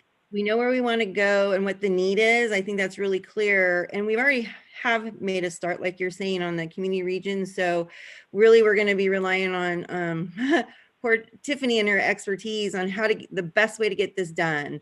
And there's so much momentum and excitement to get this done. It's going to be good. So I really appreciate having the set aside there. You know, one thing about it also that I want to say, you know, like you were talking about Shingle Springs and Diamond Springs. So they're going to be models for the other rural centers that can follow. And I think this is a great idea. We got to start somewhere. We really do. But if we can put that in where they can follow the different models, then it's going to be easy for everybody. And it's going to be easy for these other rural centers to get this done. Yeah, I would agree with the language. I would just note to Kim, the first statement above this, use existing designated reserves, and I think it needs to be 922,000 at this point, with the numbers below 700,000 plus 222. So just to make sure we get that in the message here, I think it's 922,000. It's going to be a little less than that, Supervisor Heidel, because I think the top part doesn't total the full designated amount. All right. So what if the motion were simply to state those funding amounts and any, follow me for a second, Kim, if you were to move the 222 and the 350 for Lake Valley up to the upper part, please. Okay, you want to rearrange it. All right. Yeah. Thank you. Give me some, follow me for a minute. We'll see if this works. Okay. So then the motion would be to approve those funding amounts using TOT funds, and any amount in excess of the $5 million projected revenue come out of designated reserves, as well as the 350 for community planning comes out of designated reserves. Okay, then just take out what the value of that funding is. Yeah. Right. That's good. And then Okay. I would also, and then also as part of the motion, is to get complicated, but direct staff to enter into, to negotiate funding agreements with the fire districts and return to the board for execution of those agreements to transmit, to get the funding to them. Oh, yeah, good. Good catch. I think everything else is internal to the county, so we should be fine. And so Don, have you looked at like the $350,000 to know what the actual cost is that, and it's not got a contingency of 20% and all those other things on there? Because obviously we need to fund the actual invoiced amount for the purchase, not just provide extra funding, right? No, that's, yeah, so that is the price the fire district gave us. We did not see an actual quote. That was in their memo, but Okay. that's part of what we will follow up before we bring the funding agreement back to the board to make sure that's a good price for the actual piece of equipment. All right, so it'd be the invoiced amount, and if they had to have equipment after that, then, but it needs to be consistent with whatever the true costs are and not just a funding allocation. So thank you for that. All right, But not above $350,000. not to exceed, yes. Not to exceed. Very And good. so along those lines, Supervisor Heidel and Supervisor Thomas, we can allocate the agreement to say that funding will be reimbursed upon receipt and of the equipment, so we know the actual costs. I feel better Yes. with that. Absolutely. Yep. No, I think that's the right way to approach it. Good with that. I agree. So Lori, is this your motion? This is my motion. I'll second. Thank you. And I appreciate having it on the screen, you guys, on some of the more complicated ones like this with lists and things. I just need to see it. So I do appreciate that Kim was able to do this for us. Yeah, thank you, Kim. Yeah, and That's thank very you, Don, clear. for your suggestions. That's And, always very helpful as to how to structure it. So I appreciate those. So with Great. that, any other board deliberation before we put it to a vote? Not seeing any. Kim, would you have roll call, please? Supervisor Heidel, how do you vote? Aye. Supervisor Turnbull, how do you vote? Aye. Supervisor Thomas, how do you vote? Aye. Supervisor Parlin, how do you vote? Aye. Supervisor Novosel, how do you vote? Aye. Motion passes 5-0. Excellent, thank you. And I believe that's our last item. We've finished all the closed session. We finished all the open session. So I would like to declare this meeting adjourned, unless the CEO has anything to add. I should offer that opportunity to you, Don. And well, I will just add, so these amounts will be included in the recommended budget. So really what this does is give staff the authority to start moving towards implementation. But these amounts will be included in the recommended budget because they are funding for 21-22. But hopefully this addresses a conversation we don't have to have in June when we're talking about everything else. So I appreciate the board handling it this way. Thank you. I appreciate it too, everyone. Thanks, Don. Thanks, Very Tiffany. good. Thanks, everybody. Well done. So I'm going to adjourn the meeting at 12:43 p.m. Thank you all. Thank you. Thank you. Aye.